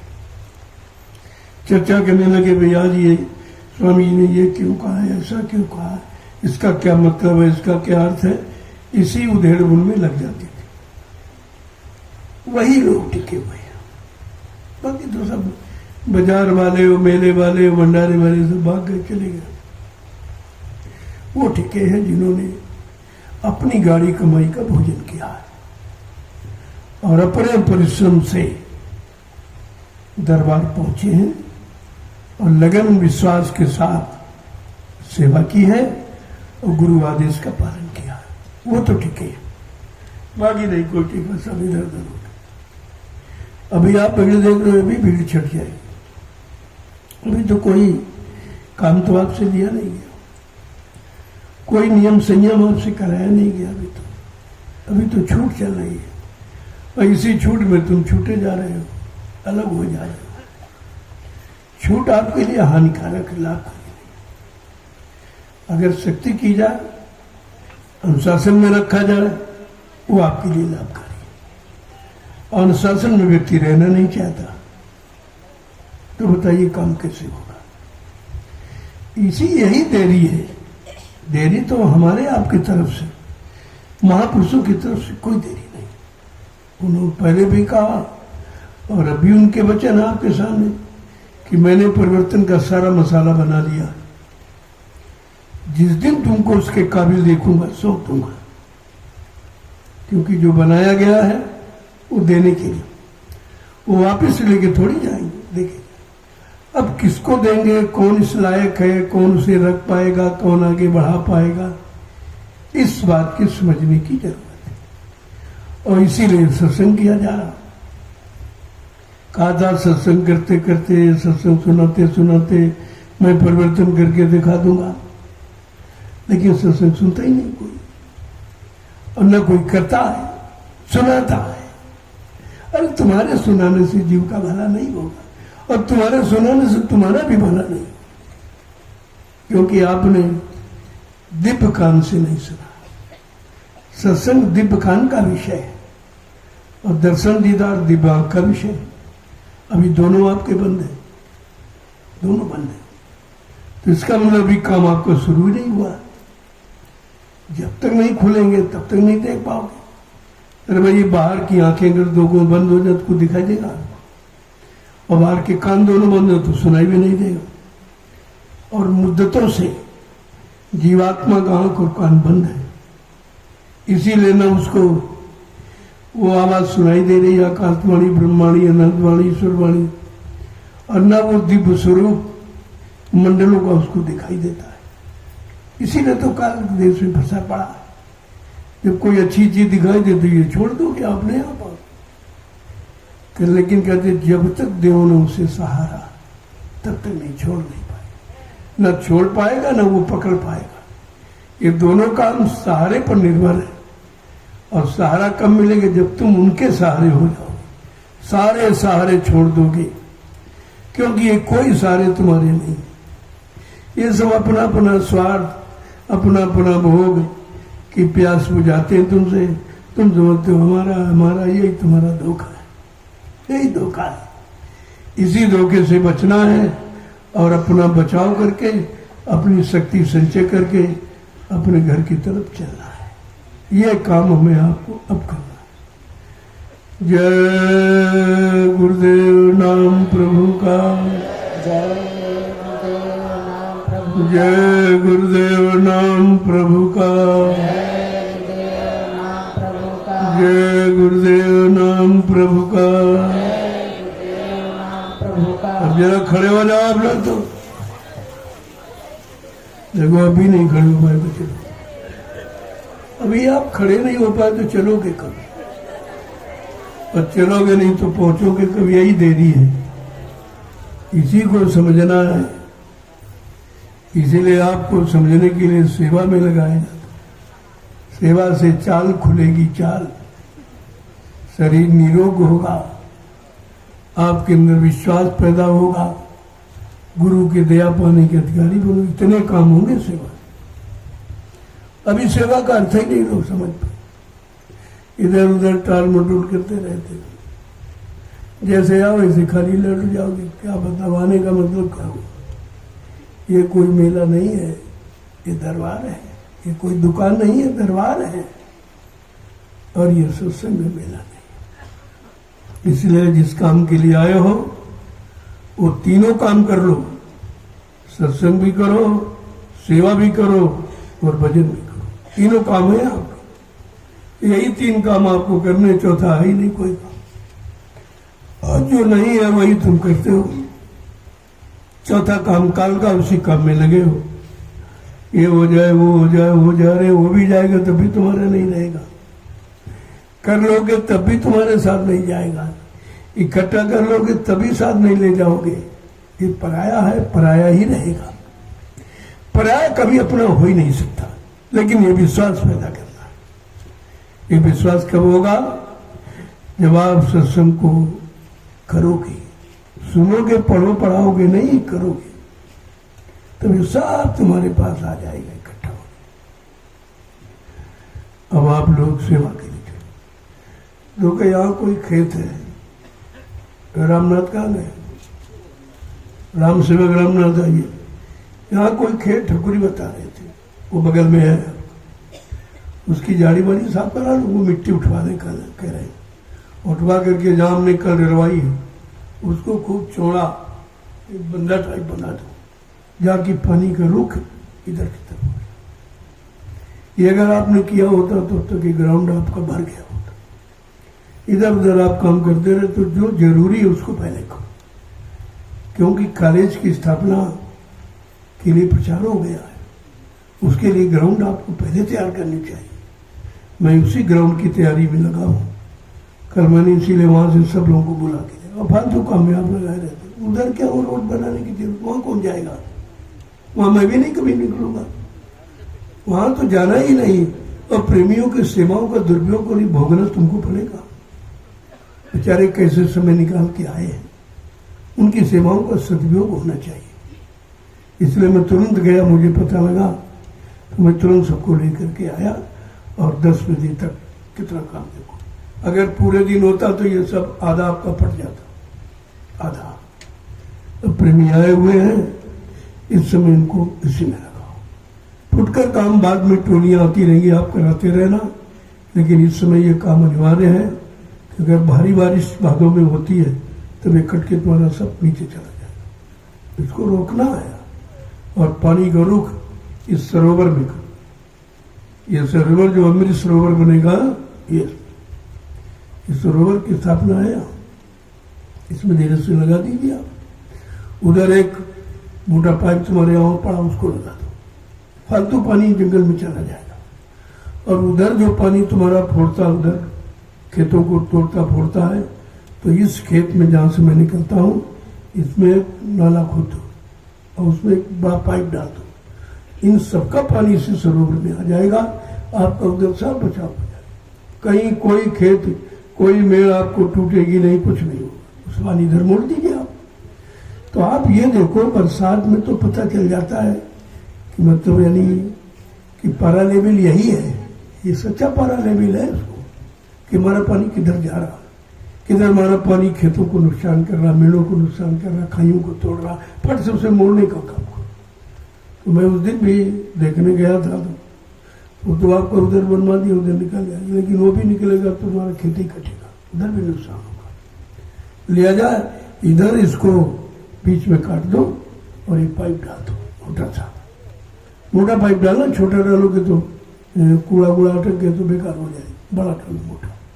डाल दीजिए, साफ पानी सरोवर में उतार दीजिए, इधर का पूरा पानी सरोवर में उतार दीजिए, आपकी समस्या हल हो जाएगी। कोई समस्या नहीं, इसका भी पानी उसमें जाता, उधर का पानी सब उसी में आता, लिहाजा उस पानी को इसी में मोड़ दो और ये सारा पानी इसी में उतार दो, आपकी समस्या हल हो गई। बगैर समझे करोगे तो आपकी मेहनत बेकार जाएगी और प्रेमियों की मेहनत बेकार जाएगी। कितनी मिट्टी आपने डाली, सब बह गई, क्या मतलब निकला। ये में देखो कि मिट्टी में डाल रहा हूं, मिट्टी रुक रही कि नहीं रुक रही। अगर बार बार बह रही बार बार, तो इस काम को बंद करो, आप उसको रोकने का प्रयास करो कि रुकेगी कैसे। तो इसलिए सबको ले चलो, इस मैदान को आज पूरा करना। हो सकता है कितनी जल्दी काम शुरू हो जाए, तो पहले ग्राउंड आपका पूरा होना चाहिए, जिस ग्राउंड में काम होना है। उधर तो आपकी ऊंचाई है, उधर मंदिर की तरफ उधर तो चाहिए, उसी लेवल में इधर आपको बनाना। ये था, अगर आपने इसकी रोक की होती तो ये मिट्टी कट के देखो, कल पूरा कट गया तो उधर जा रहा था, इधर भी जा रहा, उधर भी जा रहा, उसकी तरफ आपका ध्यान ही नहीं है। अरे जो बिगड़ रहा उसको पहले संभालो। तो मैंने कल देखा कि नहीं, तो सब कट के उधर चला जाएगा। फट से मैं उधर से प्रेमियों को ले आया और देखो 10 बजे रात तक बैठा रहा, पूरा चला गया।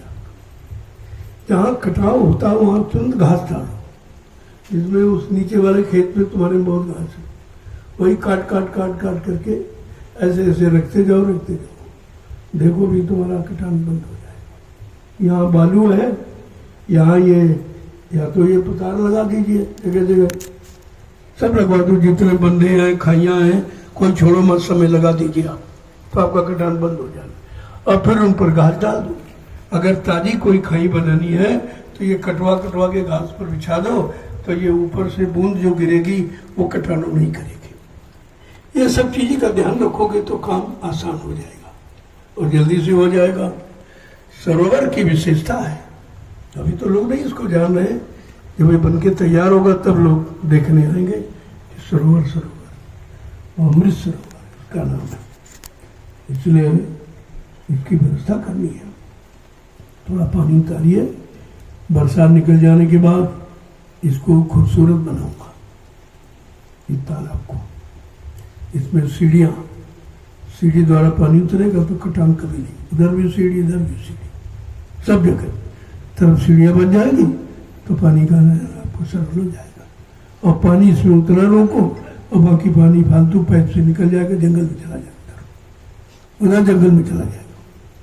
तो वो भी आपको बनवाना उधर बंदा वो पूरा, उसको भी बनवाना उधर करो तो बाद ही भी हो जाएगा, कोई बात नहीं। पहले ये करो, ये मैदान को लेवल करा दो, उसका रुख पानी का बदल दो, नहीं तो कटान रोक नहीं पाओगे।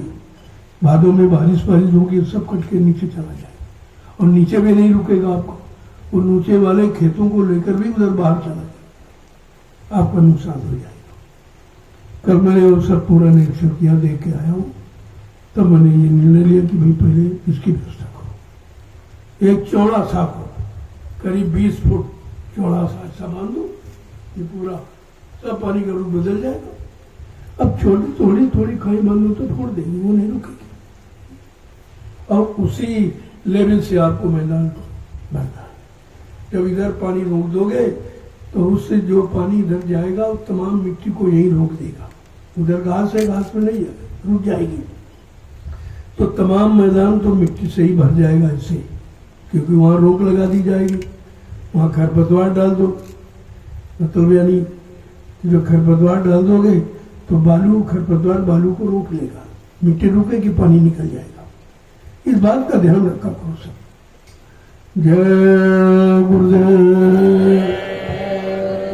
देखो मौसम भी अच्छा है, सब लोग चलो, मैं भी रहूंगा, ऐसा नहीं है, मैं कहीं दूर नहीं हूँ, मैं भी आऊँगा, थोड़ा स्नान कर लूँ, 2 घंटे बाद मैं भी आ जाऊँ।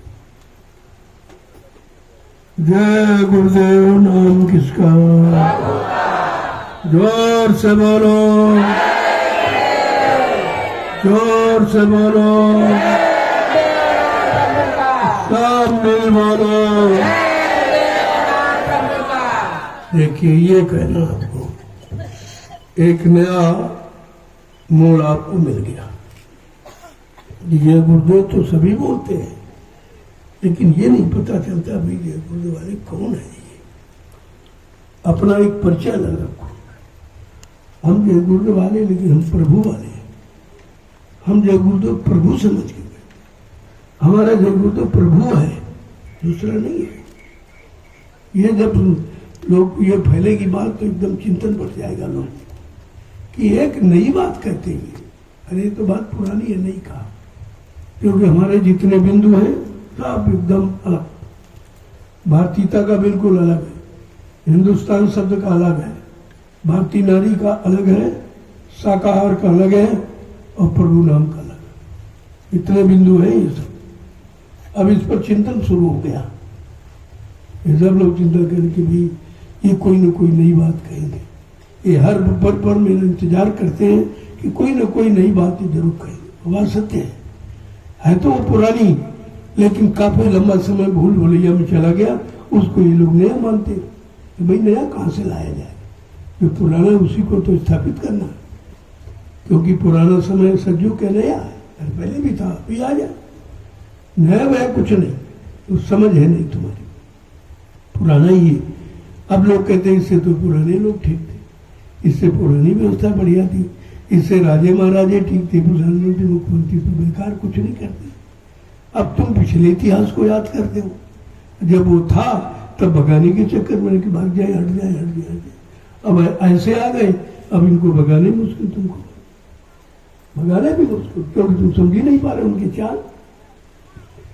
अब भगाओगे कहाँ जाएंगे वो, जहाँ जाएंगे वो यही करेंगे, वो भगाएंगे तो और गंदगी फैलाएंगे। ये भी आप समझ, इधर जो संघर्ष से भगता वो बुराई करता, वो अपनी बुराई नहीं बताएगा, यहाँ की बुराई बताएगा। भाई ये नहीं, वो उसे बोल भाई क्यों आ गए वहां से, इसको ये नहीं मालूम आगे भविष्य में यहाँ का ठुकराया व्यक्ति कोई लेगा नहीं। कहा तुम जय गुरुदेव मिशन से आए, जो वहां तुम नहीं रह पाए जहाँ सच्चाई ईमानदारी विषय, तो इसका मतलब तुम किसी वक्त में रहने के लायक नहीं, कोई तुमको भर्ती नहीं करेगा। यहाँ का निकला जीव कोई पकड़ नहीं सकता, गुरु का ठुकराया जी कोई संभाल नहीं सकता।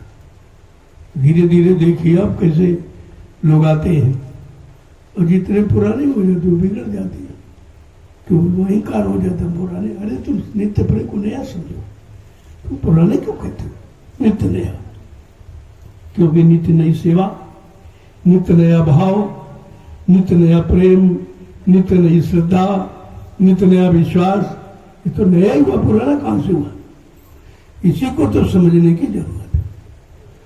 आप इनको ले चलो तो तब तक भंडारे वाले प्रसाद तैयार कर देंगे, आ जाएगा आपको। देखो वहां बैठकर जब ये प्रसाद खाओगे उसका एक अलग प्रभाव, अलग असर है, ऐसा नहीं है। ये सब यूट्यूब से जाता है, सब विश्व के लोग देख रहे हैं, भारत ही नहीं सारा विश्व देख रहा है, क्योंकि अनोखा कार्य कहीं नहीं हो रहा। किसी मिशन में, किसी धर्म में, चाहे राजनीति को चाहे धार्मिक हो, ये काम कहीं नहीं हो रहा जो आप कर रहे हो, जो आप करो कहीं नहीं। कोई परमात्मा सेवा नहीं जानता, न कोई करता है, न किसी को इसकी जरूरत समझ रहा है। आश्रमों का निर्माण भी कहीं नहीं हो रहा तो सब कमर्शियल है, व्यापारिक।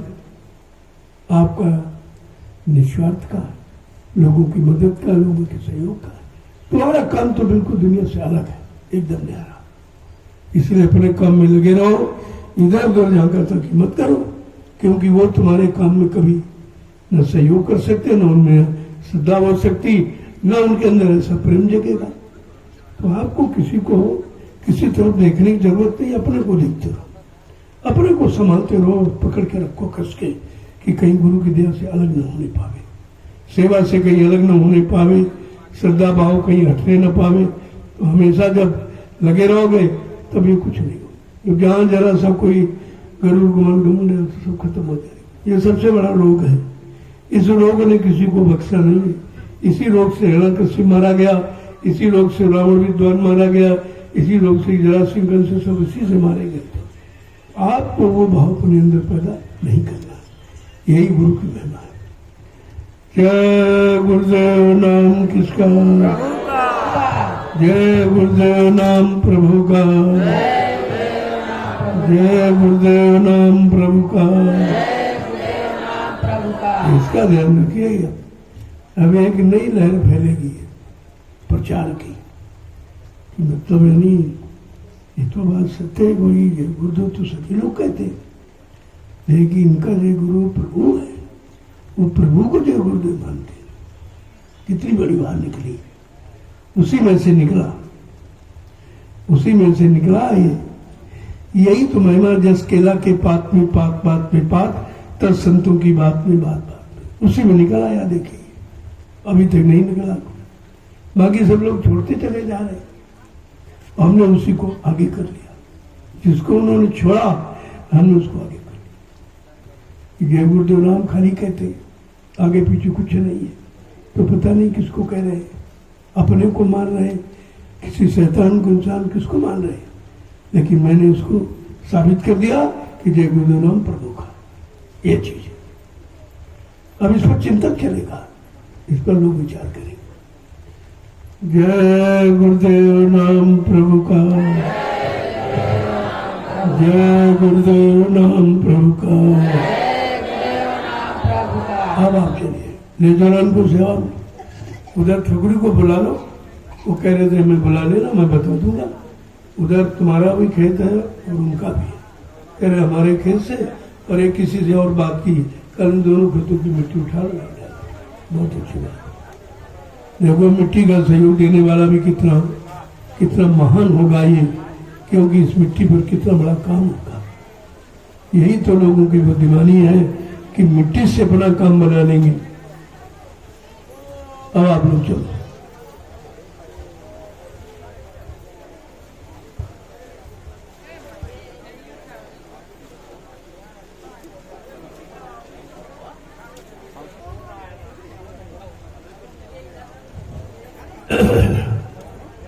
भगवान रक्षाबंधन का पर्व कल है। कल सुबह थोड़ा जल्दी आऊंगा और यहीं से रक्षा सूत्र सबको दिया जाए, यहीं से सबका रक्षा सूत्र दिया और उसको बांधना। वो एक प्रमाण है। दया तो अंदर में है, दया तो अंदर में की जाएगी, लेकिन लोग कैसे जाएंगे? इसलिए रक्षा सूत्र करेंगे आपको, ताकि आपको ये हो जाए भाई हम रक्षा पर्व पर गए थे, मुझे रक्षा सूत्र दिया गया। और ये चंदन और रोली रख लेना है, वो भी मस्तक लगा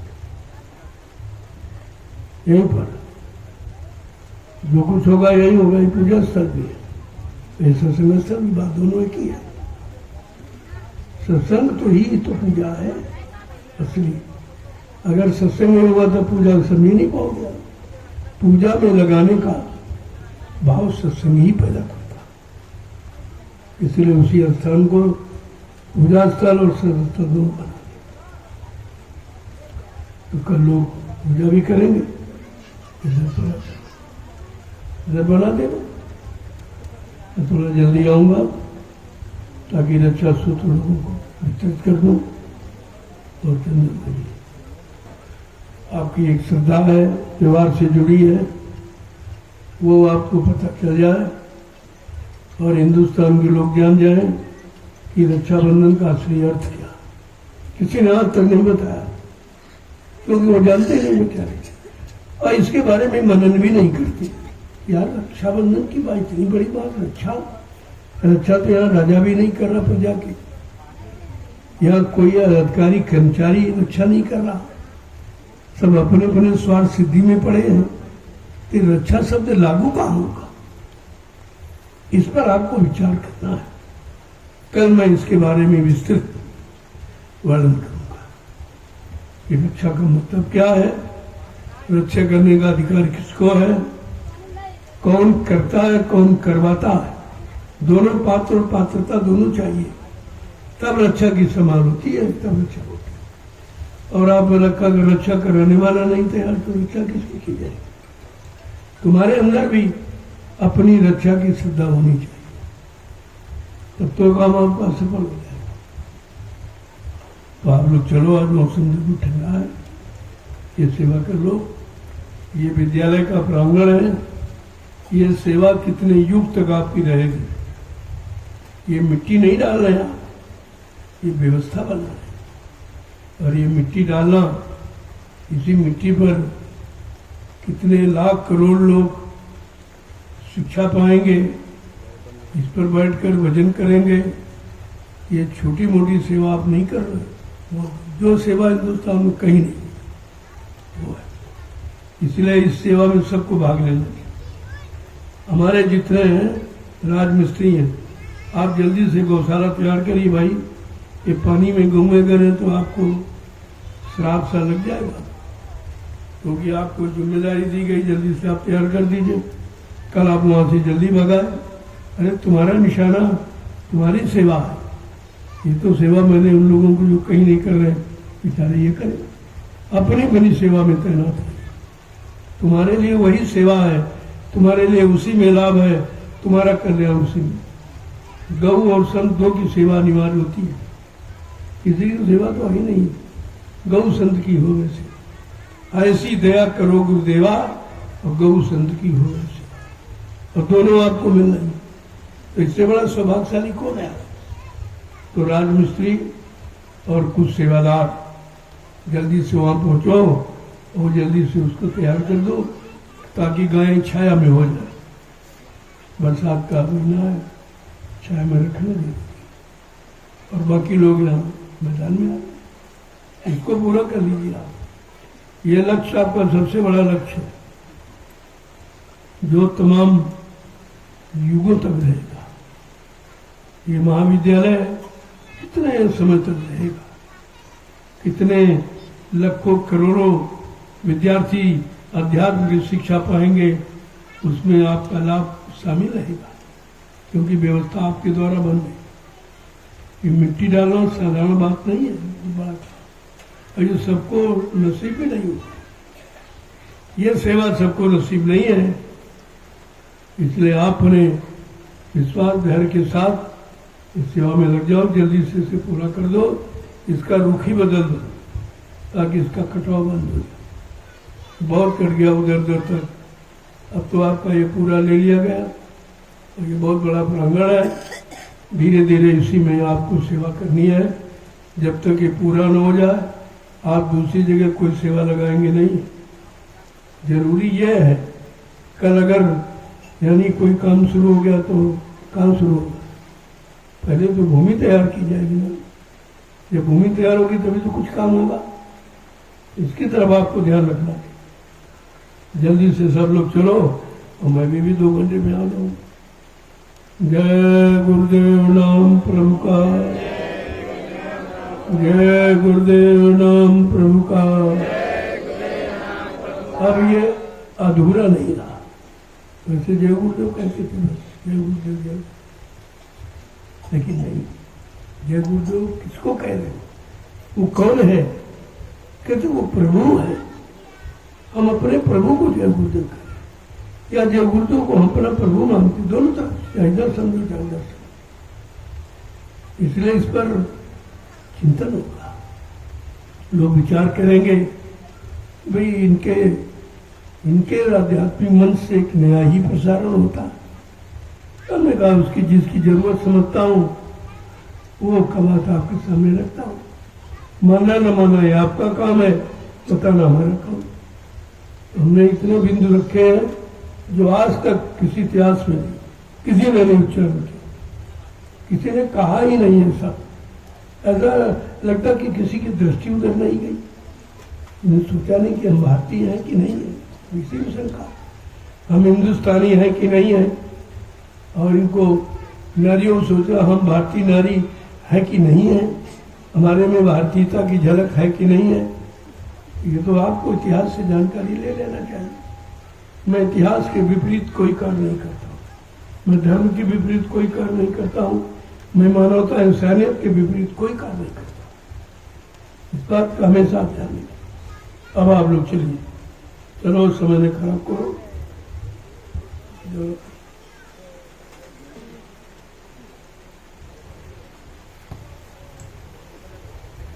प्रसाद शाम को बचाओ, ये बार बार समय पर मैं खराब मन मेरा खराब था।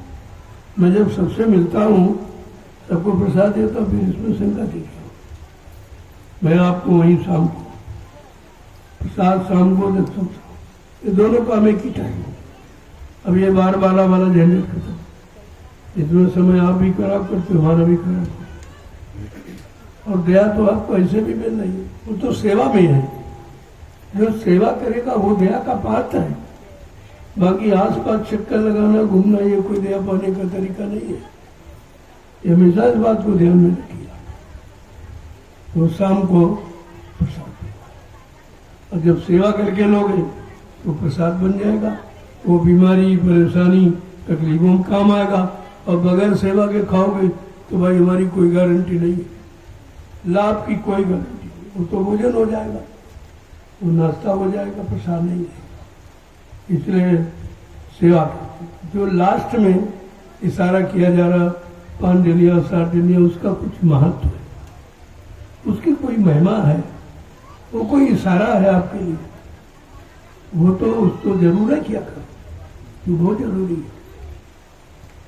क्योंकि प्रसाद जब कथा समाप्त हो जाती तभी मिलता, वो लास्ट में सारी सेवा करने के बाद भैया आपको 10 दिन या 15 जैसा समय देखता हूँ, दूरी देखता हूँ, आपके लिए इशारा कर देता हूँ, इतना कर लीजिए। तुम्हें तो बुढ़ा हो गया हूँ, तो सेवा नहीं हो पाती, वही हमारी भी कुछ जुड़ जाए, अभी लोगों के सारे मेरा भी कुछ काम हो जाएगा, कुछ आप करो कुछ मैं करूँ, मालिक की दया हो जाएगी, काम बन जाएगा आपका। काम में कोई किसी तरह की खोट नहीं है, कोई संशय नहीं। अब आपके मन में कोई खोट संशय हो वो बात अलग है। उधर से कुछ जो कह दिया सो कह दिया, जो कह दिया, जो करने का वादा कर दिया उसे पूरा। ऐसा नहीं कोई उसमें धोखाधड़ी कोई। अब तुम्हारे मन में कोई धोखाधड़ी है, तुम्हारे मन में कोई शंका है तो वो बात तुम जानो, लेकिन यहाँ कोई न संशय है न कोई शंका है, क्योंकि इस दरबार में शंकाओं का समाधान होता है, सारी शंकाओं का निवारण होता है। यहाँ शंका पैदा नहीं की जाती, खत्म की जाती। अब देखिए क्या इतने लोग हैं संगत में, देखिए आप पहले क्या इतने लोगों को अपनी रक्षा हिफाजत चाहिए और किसी को नहीं। फिर कहेंगे भाई हम भी सत्संगी दंगल, ऐसे तो बहुत सत्संगी। तो पहले कहा गया था कि आगे भविष्य में कहेंगे हम 65 के नामदानी, हम 70 के नामदानी, 72 के नामदानी, लेकिन तुम्हारा काम कुछ नहीं, काम तो तुम्हारा कुछ है ही नहीं, तुमने कुछ किया ही नहीं।